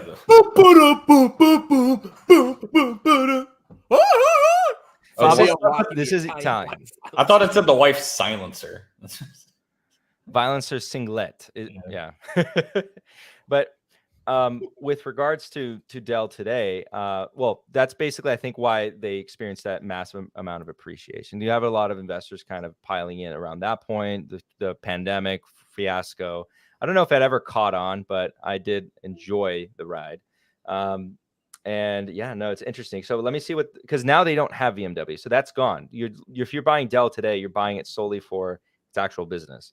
That's what I'm saying. And now it's like still up massively from pre-pandemic. I'm pretty sure they also they still have a decent amount of debt. They got rid of some of it for sure. They gave it to VMW. So they did remove some of it. I remember when I was looking at it back in the day, you had to look at, so you had the consolidated balance sheet, which you had VMW debt on top of Dell debt, and it made Dell look like it had a lot more debt than it really did. And a lot of people were really confused by that, but that's because, people don't know. I have a really stupid question to ask you. Yeah, give me your stupid question. Yeah. Just like can your you face. Can you just make like a subsidiary and give all your debt to them and then like spend them all? No. You can in theory, but the debtors won't let you. No, they'll sue you. So I forgot their ticker. There's a company that's trying to do that right now. There's a company that's trying to do this right now in real life, and I was going to make a video on them. I can't remember the company, and it sucks because it would take me a while to find it because it's a very obscure name. They created a subsidiary. This is a real life example right now that's happening right now, and they haven't officially done it yet, but they're planning on doing it. And I'm assuming that the debtors are going to sue them in court because what they're basically trying to do is spin off the valuable part of their business with no debt and then keep all the debt on the parent, bankrupt the parent. And then the management team, the A team, is going to manage the new company. And all the shareholders are going to receive shares of the new company. It hasn't happened yet, but it's like they're trying to do it. There's also that scam company that I wanted to cover too, the one that's probably going to go bankrupt. But that's another one. No. Is that the thing that it made me think of the thing that Ackman shorted? I was going to think Herbalife. It is similar to Herbalife, but the other one is obese brands. Obese brands. That's not the actual name, but fat brands. Yeah. So wasn't that the one? Yes, it was. Yes, it was. So you know how everybody, if you don't know the story, how I first found Austin and Fabio was they sent me this long freaking email, and it was in my junk folder. And I was just looking through my junk folder. I was like, holy shit. Like Austin wrote like this like 3-page email. Maybe it was you talking about fat brands. That's how we fell in love. I've never heard of this. Okay, so we actually like. Did we finish Dell? What are you buying it or not? No, I'm not buying Dell. I'm not buying Dell because right now what made me fall in love with Dell way back when is not there right now. I'd have to reevaluate this business as the current form, and then see if there is a potential, or are we in anemic state, which I'm assuming we're probably in an anemic state for something like Dell, where they're pretty much just competing for market share. There's also the risk that a lot of these companies do go, in-house. There's also some companies that are going, public more recently or in this year that are going to be competing in what they kind of do, but more direct to certain clients, big clients like AWS, all future stuff. But yeah, a lot of their liabilities are related to deferred revenues. That's, I think, on their, because they get paid up front and they have to basically comply by their contracts. You know what my least anemic stock I'm invested in is? I have an iron mining company. Do you really? Yeah, and they're not anemic. Ha ha ha ha ha. So we can ask my interest rate question. All right, go ask your interest rate question. Okay, Fabio, since you or Mr. Schneider, as I should call you. What if I refuse to answer it? What would you do? So a lot of the local banks are offering their 2-year CDs are paying substantially more than like the 4-year CDs, which doesn't normally happen because you're supposed to be paid more for locking your money up for longer. Can you explain why that would be a thing? Well, what are the yields right now for those? I'm just going to ballpark. It's around like the 2-year CDs are paying like 3%, and the 4-year CDs only paying like 2.5%. Whoa, that much of a spread? Yeah, that's weird. I don't really know. Are they doing some sort of like just promotion to get more money? Yeah, that's what I think it is, because that's a bit much. Yeah, I think that's just lower rates the further out it is. Yeah, that makes more sense. The further out, like I want to lend money to the U.S. government at like 0% for 30 years. Exactly. But if it's 1 year, I need like 10%. But so why would the longer duration CDs not always have a higher interest rate?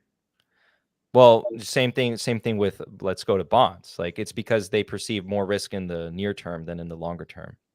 So over the near term, they might see like some sort of like you're talking about like a yield curve inversion. It's because like over the near term, the bond market is pricing. It doesn't mean it's true, but it's pricing in risk over the short term. People are just selling off short-term debt like crazy, basically. That's all it is. So what are they predicting will happen? That the Fed will cut rates, or? So if yields out really long are anemic or low, they're basically projecting low growth, low interest rates. Not a good scenario. But and then if the yields are rising in the short duration, that's because there's some perceived risk in the short horizon, like next year from now, wherever that may be. Yeah, but that is weird. That is really weird. A CD. Let me pull up. Like it. Yeah, it's the same dude. He always makes the homophobic comments. Tyson Industries is pretty based. I've seen some of his comments. I don't usually comment on them, but you're pretty based, Tyson. Like the good base or the bad base? I don't know if there's a good or bad base. I just think of it as base. It's funny. It's all funny. No, there's base and then there's mega. So it's like mega based. Oh no, it was bigger than what I said, Fabio. It's bigger or larger? I'm just on a random local bank. Their 2-year CD has an APY of 3.15%, and the 3-year is 2.5%. So you get an extra 0.65% going a year shorter. My God. Yeah. That's weird. What bank is this? Oust them. I'm not doxing myself. Oh, you work there. No, I'm not saying I work there. I just it's local enough that I don't want to say it. They think they think rates will go down in the next couple of years. Maybe that would have. But then the weird thing is the 2-year is the only one that breaks the pattern. So the 4-year pays slightly more than the 3-year. The 5-year pays slightly more, but the 2-year pays the most out of anything they offer. by a lot. Maybe maybe they think short-term rates, will be elevated, and maybe in the future they think it's going to be less. I don't know if that makes sense, but probably doesn't. Because the bank has to pay rates, so obviously they want to generate income to be able to pay the rate. But if they're thinking maybe rates are going to be lower in the next couple of years once inflation gets under control, maybe that's a reason why. Hey, our best friends in chat. I still don't understand the origin of it. Well, you know how you're from Venezuela? Yeah, but like, is there like the comedic element is like Venezuelans are communists? Yeah, it's pretty funny. I mean, like, well, we're like the poor scrabbling from the dirt kind of communists. Fabio, you spent 2 years pushing for student loan debt relief, and you finally got it. Yeah, I was there every day at the White House saying like, well, when are you going to do it? Might as well. And I was pushing for at least $1 million in forgiveness. So if you didn't have student loans, they'd make up the difference and just pay you. You get a tax credit. Yeah, you get a tax credit. That's what I was pushing for. I think why did they cap it? Don't you remember my solution to everything, Cole? That every time you bring a real life complaint, I just say to you like the solution is just get $1 million. You dummy. Like I was advocating for that. I was walking the walk, talking the talk, going to Biden, saying, "Hey, we just give everyone $1 million. All problems go away." Anyways, what were we're just talking about? Yeah. Well, you said it was the 2 years, so the 2 years actually higher, but the rest are following the they all increase with duration besides the 2 years. Yeah, so that's actually probably because we just saw the yields actually invert. Probably. Oh yeah, with the Jackson Hole thing. No, I don't think it was. Well, actually, no, because I've been really paying attention. Literally, my head's been in a book. Why is everyone? I've never even heard of Jackson Hole. Is that a famous place? As you're talking about the Fed meeting? Yeah, because everyone was like, did you see the Jackson Hole thing? And I was like, people are so obsessed right now with the Federal Reserve. It's cringe. It's kind of getting cringe. Hasn't it always been that way? I don't think so. I think it's on another level. Look, Chicken Genius uploaded a video on Monday that asking, why is nobody talking about quantitative tightening? He makes a good point. Nobody's talking about that? Nobody's talking. Everyone is talking about it. Everyone. I'm the first one to talk about it. I'm sorry, I didn't see your sarcasm. Also, well, who cares anyway? Like, what are you gonna do about it? You're gonna sell all your stocks and leave YouTube? It's a little on the nose, Cole, but I love it. Did he sell? Like, I know he left YouTube. Did Chicken Genius sell his stocks? I don't think so. I don't really know the guy. Does he just hold Tesla? I thought. Well, he says Tesla's going to go up 20% a year for forever. So you can retire with $250,000 of Tesla. I think it was less than that. I think it was like $200,000 or something. Because it goes up literally 20% in a straight line every year, and you just cash out, your earnings and live off that. And if there's a single down year, if it ever doesn't go up 20%, you're bankrupt immediately. Well, that's not going to happen, Cole. That's true. I don't know, because robots. You could just buy Tesla and just sell call options on it, guys. Come on. Yeah, then you'd probably only if you hold Tesla and sell call options 21% out the money a year out, then you could probably retire on like $10. Yeah, I mean, people probably retire on just $10. It's calls. I sell calls on my Tesla. My God, you have 100 shares of Tesla. I do want to point out this strategy. Well, actually, 100 shares only cost like $30,000 now, so it's more feasible for people. Yeah, that makes sense, I guess. But I do. Because they just split. Yeah, I forgot about that. I do want to point out. Chicken Genius. His strategy doesn't make any sense anyway, because your retirement plan is already based on Tesla going up 20% every single year. So why would you even, if that's your genuine thesis, why would you not just buy long call options on it? If you genuinely think it's going up 20% a year, you're going to make way more money. Maybe I'm too smart for him. I don't know. Yeah, I think you're just thinking too much outside the box. But his name is Chicken Genius. Yeah, you're not on the same level. What's that even mean? Where's his name? Chicken Genius. What is that? Does anyone know what that's based on? Chicken Genius. I don't know where the chicken thing comes from, but I can obviously see where the genius thing comes from. Watch the video Strongman going after Strongman. Don't mess with Strongman. Do I still have that clip of Scott Schaefer uploaded? I think I do. You want to watch it real quick? where he rubs peanut butter on himself? You haven't seen it, Fabio? I don't think so.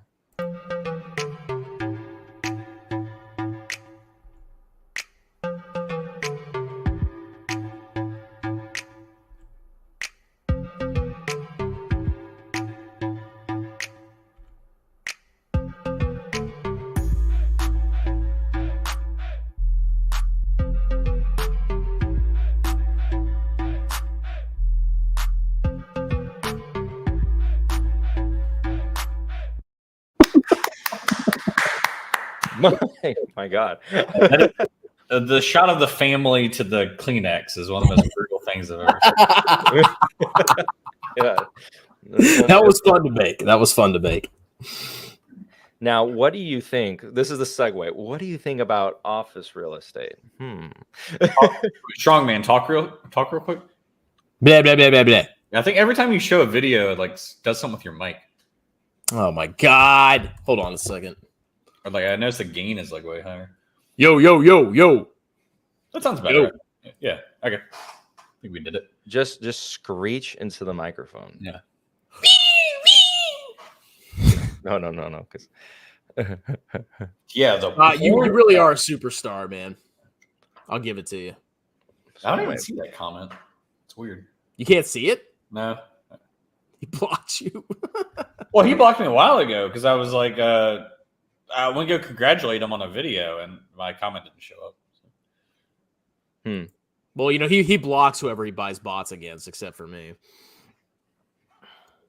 Strongman, would you do a YouTube boxing match with Scott Schaefer? Well, I mean, I would prefer to box somebody that actually would stand a chance against me. So, but I mean, if you paid me enough money, I would definitely consider it.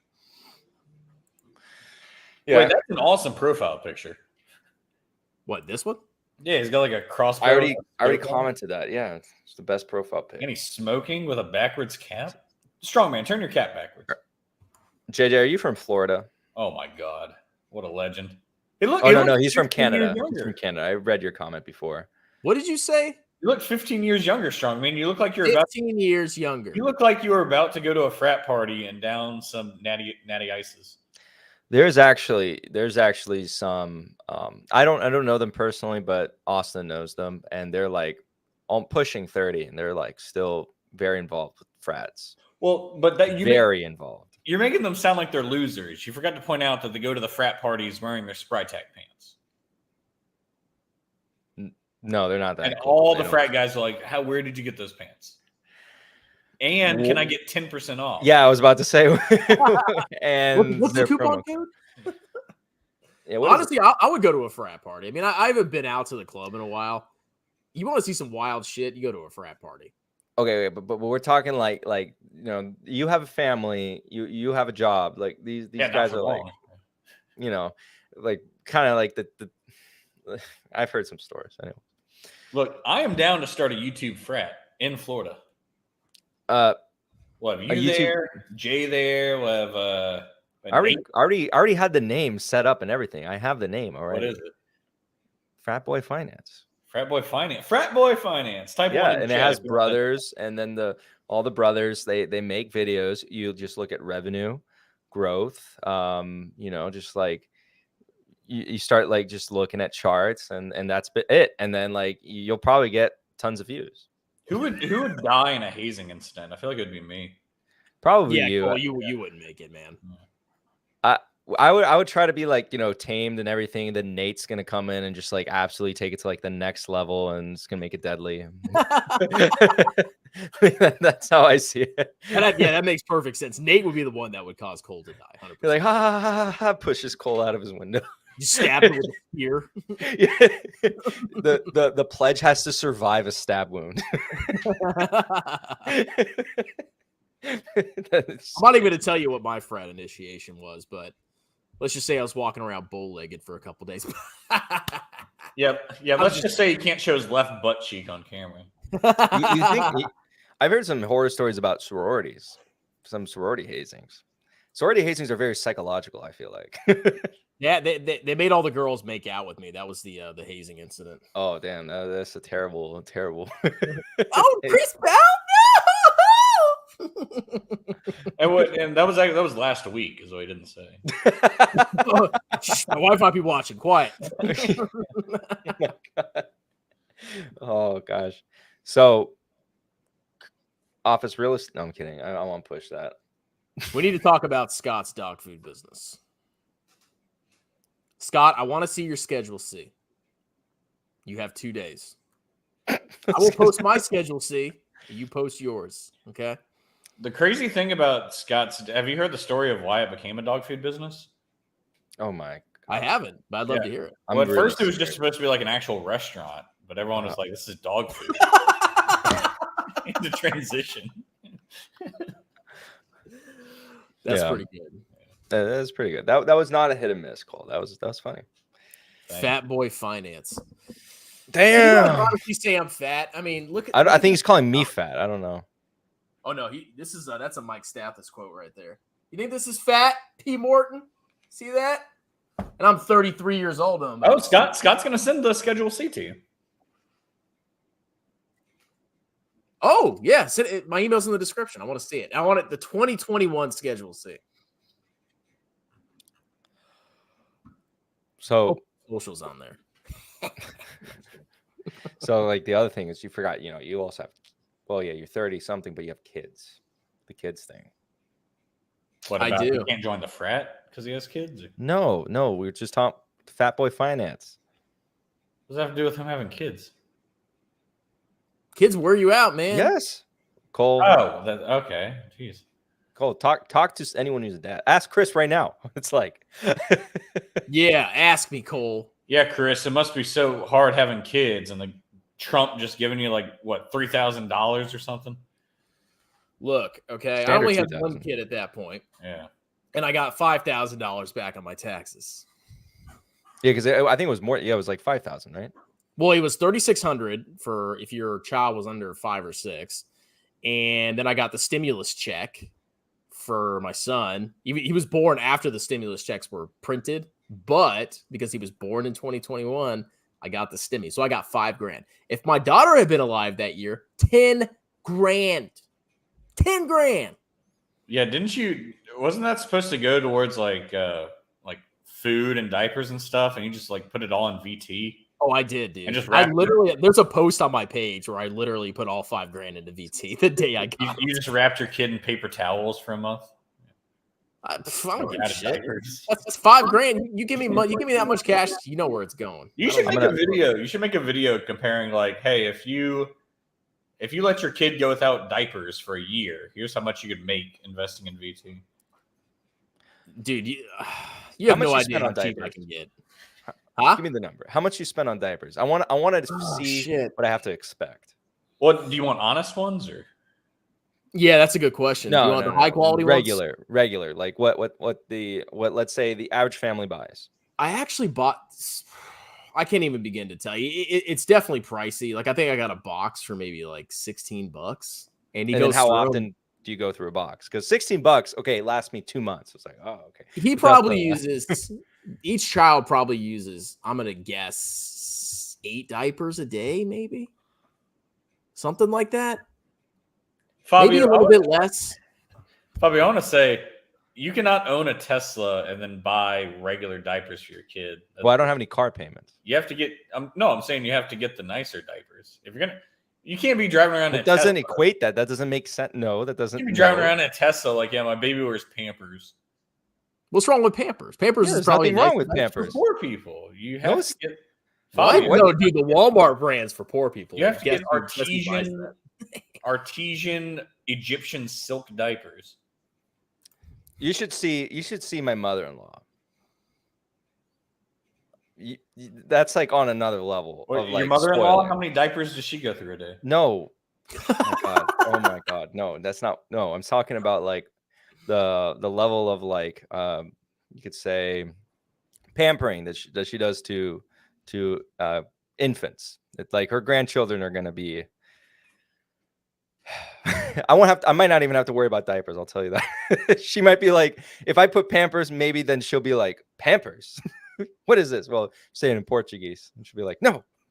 Oh, My yeah, some grandkids. parents, I mean, like, my parents and my wife's have helped, definitely. But some parents, like, go above and beyond. Like, holy shit. Which, Oh, yeah. you shouldn't complain about that. If they're paying No. because it's diapers, it's wipes. If your kid needs special formula, that's where it gets expensive. Like, my daughter takes Infamil. Oh my God. For like a tiny can, it's $20. $20. So you might spend 100, 150 bucks just on food. And then all the other ancillary shit. So it gets Sounds pretty like ridiculous. we should start a business selling food to children. Yeah, I think I'm just gonna adopt a kid that's like 5. Like, get the potty training done. Just skip the annoying parts. I mean, 5 years old, you still have to go through like the toddler phase. The teenager phase is where I hear the nightmares at. Yeah, but they're not shitting their pants. Yeah, but they're doing something else on their carpets. You're sick, What are they doing on the carpet? I have to have one disgusting joke here. Like, I gotta have one, right? Look, when my baby's born, I'm gonna put him Gotta one. in boxer briefs. I'm gonna say, you shit these, and these are the last you're ever gonna get. And Him. What's up? You said him. How do you know it's not a baby? That's true. You actually, I assume y'all have seen the article is getting in trouble if you say, oh, it's a boy, then you get in trouble because they're not old enough to decide that yet. Who said that? Like the parents. The parents are like, oh, our child's a boy. And they're like, you don't know that. I'm letting my kids decide. Yeah. It's You 2022. called it your daughter earlier. So. Oh, did I? I apologize. You're supposed to say you're two. What is the term for it? They be. It's just babies. You just say babies. No, it's they be. It's like that's a baby. Yeah. One of my buddies has a cousin who has a baby. This is really funny and original comedy that nobody. Actually, Scott, Julius is right. I want to see your Schedule C. I want to see your Schedule 1, and I want to see the front of your 1040. You know what? Just send me your whole freaking tax return. Because if he forges it, I know he'll screw it up somewhere. Or come out as trans, because then we won't make fun of you anymore. We don't attack those people because they have enough to deal with, and I don't want to add on to the stress. You know?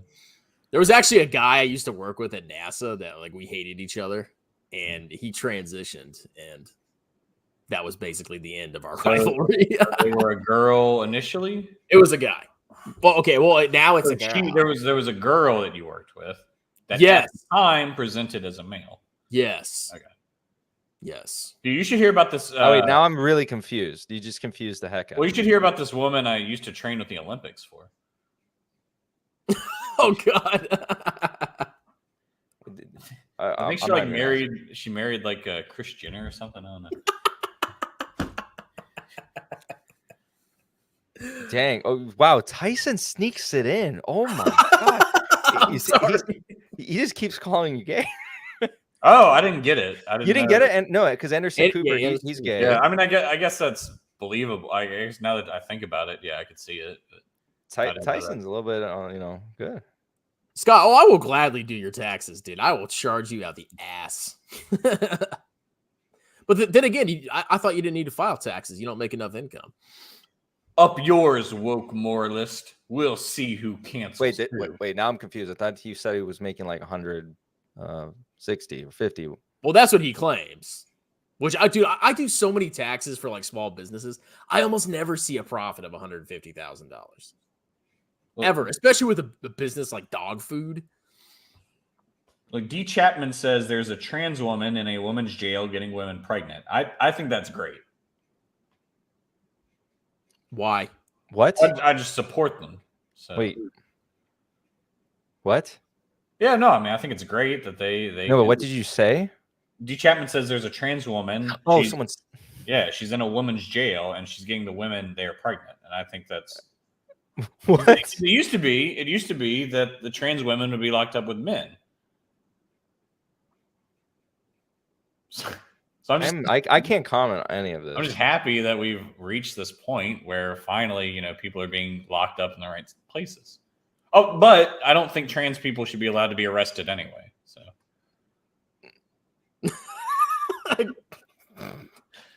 So I don't like that. I don't like that they're in jail in the first place. But if they are going to be in jail, they should be in the right gender place.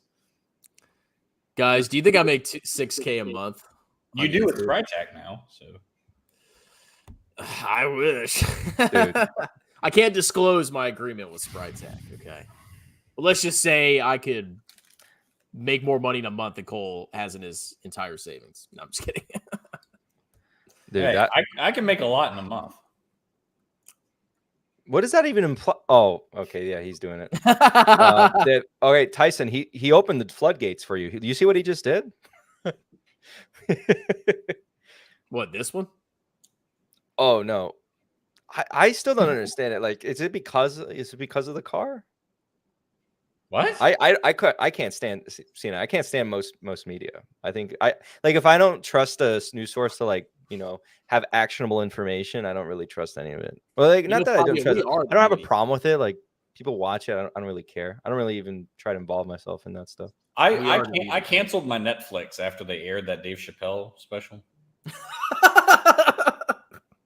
Well, that's when their stock collapsed. They were going up, and then they left that. That's what you get for being terrible to such marginalized people.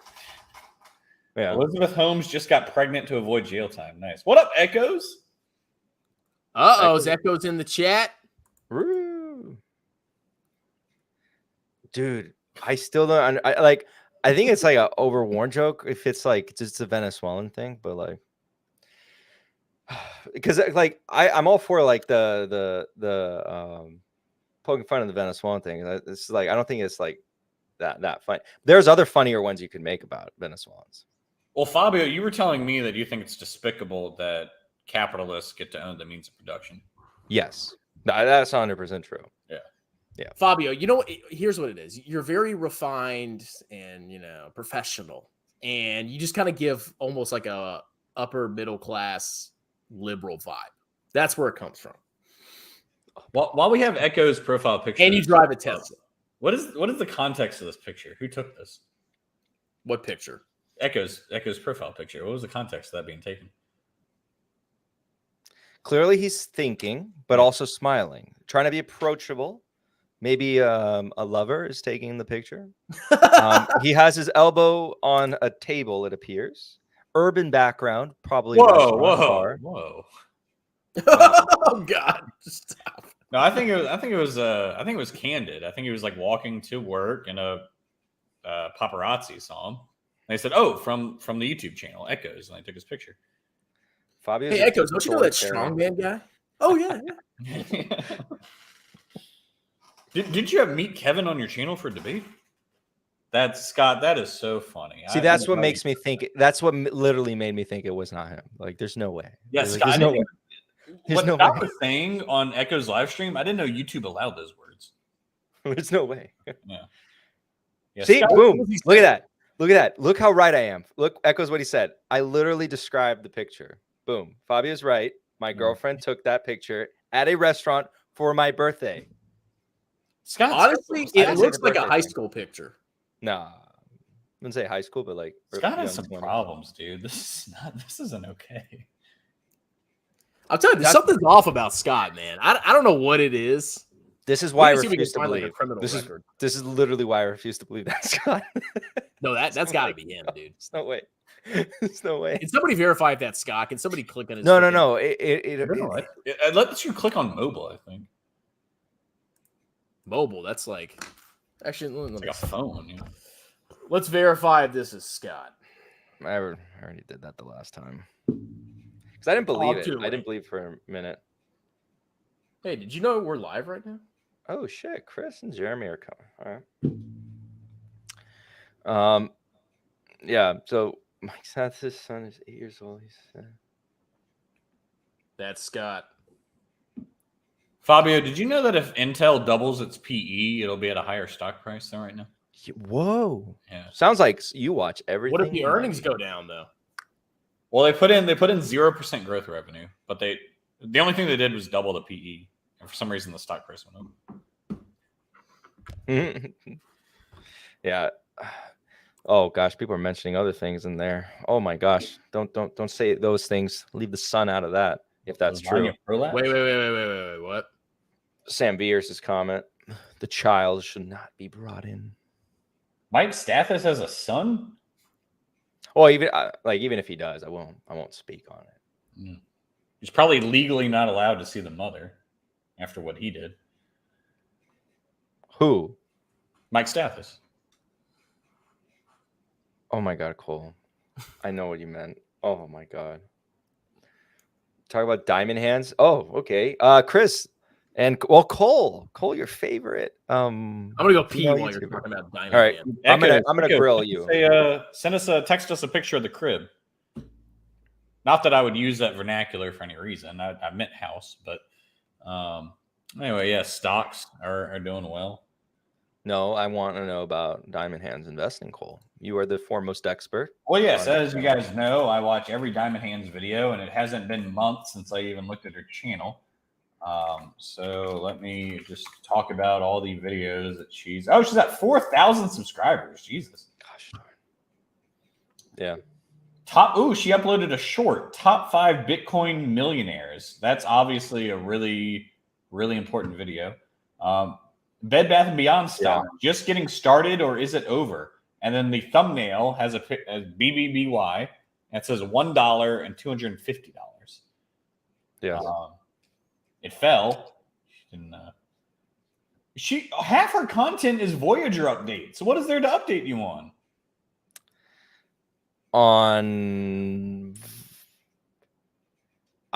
But maybe like what's going to happen post bankruptcy for Voyager. I don't. I mean, that is what she's talking about. But isn't this an investing channel? How can half your videos be about how to get your money back from the place you lost all of it? Wait, no. Tyson Industries is like, you pussies can't do shit because Strongman's going. That's right. We actually can't. Well, we wouldn't even block the comments anyway, so it doesn't matter.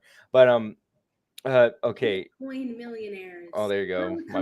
My buddy came into the live stream. He said dinner's almost ready. Dude, Diamond Hands gained weight. Not that there's an issue with that. Oh my gosh. I think it's amazing that she did. Mr. Santos, we shall be over to the residence shortly. Yeah, we're gonna cut this off in a second. So the final question is, what outro do you guys want? Yeah. Sprytack, perhaps? Scott Schaefer again? Which one? Mm-hmm. Sprytack. Oh, Echoes wants Fabio. Would you like to go live and have Echoes on? Echoes just wants to join for 5 seconds. Can you stay live for Echoes to join for 5 seconds? Yeah, Echoes, come on real quick. Yeah. Come on. You have to should be in your inbox. Yeah, because I must go to the friend's residence that they may bestow upon me a delicious, succulent dinner of lamb. Have you seen that video of the Australian guy? Succulent. Have you seen the video of the Australian guy getting arrested at the restaurant? No. So they confused him for like a dine and dasher. Is that what it's called? Mm-hmm. Yeah. So he's being arrested. He's like being put into a cop car. He's like, and what are the charges? Enjoying a meal, a succulent Chinese meal. He's like, get your hands off my penis. And no, that guy's a former. I think he's a former chess champion. Really? It was a funny video. Go look it up. Oh, yeah. Well, someone's saying friend, but it's a dude, and my wife's coming with me. I have looked. So me and Fabio talk off stream a little bit, and anytime I talk to this guy, he's like, "Yeah, I'm spending the night at a guy's house." Like every day. You never done a sleepover before, Cole? Not with the guys. Yeah. Well, that's actually kind of weird. You were hanging out with girls in high school. That usually means you swing one way. No, it was all Did it work? I'm only gonna be here for 5 seconds. What's good? Damn, you got AC, huh? Central air, actually. Wow. Yeah, it's decent. What's up? Well, thank you for allowing me to come on here for 5 minutes or 5 seconds, however long you guys are gonna be live. Let's do 3 minutes. All right, 3 minutes. Strong What's up, man's getting guys? We haven't tired. talked in a while. It's been like 2 weeks or something. It's been a long time. What were you sick Sorry, with? guys. I'm Did you have moving. I had COVID. It's been rough out here. I didn't hear about the COVID. Oh yeah, I legit had really? COVID, bro, for like 7 days. It was horrible. That was the first time I ever had it too. Wow. No one has allergies, Mr. Santos. Oh wait, yeah, my wife does to everything. Hey Scott, I legit challenge you to a boxing match, bro. Like legit. Like I will dead ass do it and put up the money, whatever you want to do, bro. Let me know. I'd watch Like that. dead ass. First of all, I want will. his 2021 tax return, and then you can box Echoes. Okay. Okay. Like I legit. Like we have to box at this point. You just gone too far, bro. Oh my gosh, I would watch. Getting serious I don't now. hit women, is what Scott said. Oh, now it's not coming. Oh, I know. That's what people who are scary say. You notice he didn't accept. Yeah. Scott, we I mean, know yeah, I you think the softest YouTuber. You the softest guy on YouTube. We already know, Scott. So it probably wouldn't be fair if I boxed you anyway. Yeah, Scott, I think it's really funny that you just misgendered him, but, you know, it's okay. Whatever. I love how Scott just hangs out on our stream for like 2 hours. I think he's been here the whole time. He has nothing to do. He watches What's he all going our to do? Go to videos. work? Oh, I'm telling you, he's a full-time YouTuber. It would be funny if Scott, the moment Scott joins, all of a sudden you have like 10,000 people watching your live stream. That's suspicious.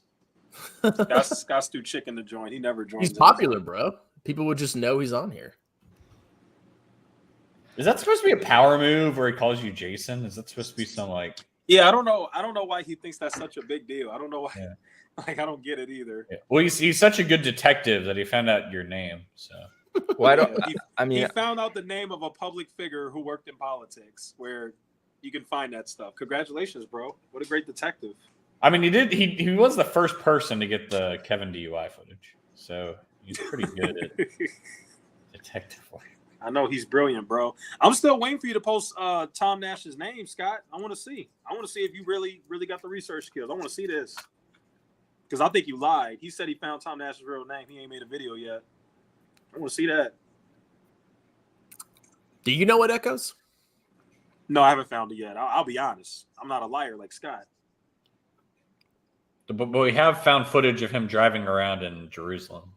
Yep, I did find that. All three of them. This guy. Scott, you don't got nothing better to do, bro? You making videos about All In with Ari, whoever the heck that is? Oh, dude, you know how many times he spanked it to her? That's exactly He what is it such a was. simp. It is unbelievable. That boy be whacking off to her. He was like, I might as well make a video at this point. Maybe she'll see my video and then she'll contact me and then we can get together and maybe we'll fall in love and have kids That's together. exactly what it is. I don't believe that's Scott for a moment. No, The that's way definitely it Scott. talks. I know, but it's like so. Video comes out tomorrow. Oh, I can't wait to see this. This is gonna be The fun. Tom Nash video's coming out tomorrow. That's what he's saying. Oh, I can't wait to see that. Dude, Juicy. I posted a video the other day, and Scott commented my social security number. It really freaked me out. Oh my god! Like He's there's no that way. good. He He's talks that like good. that. What did you That's guys it, even dude. talk about? Did you guys talk about like Meet Kevin and all the drama? I mean, I've been missing everything. We didn't talk about Kevin at all. Actually. We didn't. We kind of Oh, refrained okay. from the drama. The drama Yeah, I we think need to take a started break from that when anyway. I think the Mr. Schaefer came on. Echoes, what do you think about Kevin quitting YouTube? I mean, I think he's being truthful. I don't think he would lie 6 times in a row about it. So. Echoes recently moved because Scott doxed him. Now that's funny. No, he didn't dox me. I hope he does. I hope I do get doxed. That would be What great. you Echoes? I did not get to watch Kevin's DUI video because he took it down too fast. So, was there anything interesting in it? Yeah, there The video was. that he He uploaded. basically made up a bunch of BS and posted like videos that nobody's ever seen of him, like him recording himself when he was in like the police station and stuff. And he basically just tried to say I wasn't drunk and blah blah blah. That's really it. That's all that happened, and he got absolutely annihilated in the comments, and they deleted it. It's literally what happened. It's pretty funny. I love how the Meet Kevin subreddit is just angry people shitting on him. I actually love it. Scott, just that's not how you missed spell my y'all, by All the In way, with Ari dumbass. video. First of all, Scott, anybody can make a video on somebody trending. Like, if I make a video on Andrew Tate, I'll get a bunch of views too, Scott. Like, you're not impressive, bro, with your freaking bot followers. There is going to be oh no, Scott already made an Andrew Tate video actually. Honestly, some videos just get picked up in the algorithm. Like I've seen videos explode and get like 11K views out of freaking nowhere. It's like, okay, what the hell is this? Well, but Scott jumped on the bandwagon at the right time. Like, soon as it was like really popping, he made a video on it. So like, congratulations, you bum. I'm still with Chicken Joe. There's no way. These comments are so stupid. Oh no, that's Chicken Joe. No, that's him. That's him. I believe you guys now, but like, that's him. I already clicked on his profile. That's literally him. I believe you guys now, but it's like, oh my god. Look, I'm BFS with the Ape Father now. We're cool. Scott's biggest accomplishment in life is getting a video with 20,000 views. Oh my. Kevin Bussy eating video. What is that? There's no way. You know what? Scott, what viral videos do you have? Like, what? There's no way. Scott's biggest accomplishment is posting a DUI footage of Kevin, and Strongman's biggest accomplishment is having 2 children and a wife. Hey, Scott, also keep in mind you've been doing YouTube since like 2015. So like, everything you're saying is not impressive. I started my channel last year, bro. So he's been trying to hear since 2015. Don't worry, Scott. When I pass you up as subscribers, I'm gonna trash you so bad and laugh so hard because it's coming. Like, everybody knows my videos are way better than you. Like, congratulations, bro. But you're like the most boring YouTuber I've ever seen. You're boring, slimy, and ugly. Your background looks terrible. Like, everything about you is just pathetic, bro. Like, I almost feel bad for you, bro. You want Cabernet? You guys should debate live. I would love to see it. Oh, he won't do that because he knows what's gonna. That's barbecue chicken. I want to see it, please. Oh, Scott. Actually, I welcome Scott on my channel so many times. He's scared. He knows what's gonna happen. He knows what's gonna happen. Mr. Santos, Pinot Noir tonight. Hey, Scott, if you ever wanted to bait me, boy, come on here. Come get the smoke because you already know how that's gonna go. I ain't even gonna let your lame ass talk. I'm gonna just talk over you. My buddies are like literally watching this right now, and they're like prepping the dinner, finishing. Fabio's got to go. Cole has to. I don't know. And Jason, he needs to recover. You know I'm going beat off to anime. There you go. Yeah. I was about to say that, and I was like, you know what? So we'll end the video with a Scott Schaefer outro. Why don't we, ladies and gentlemen? There you go. Cheers!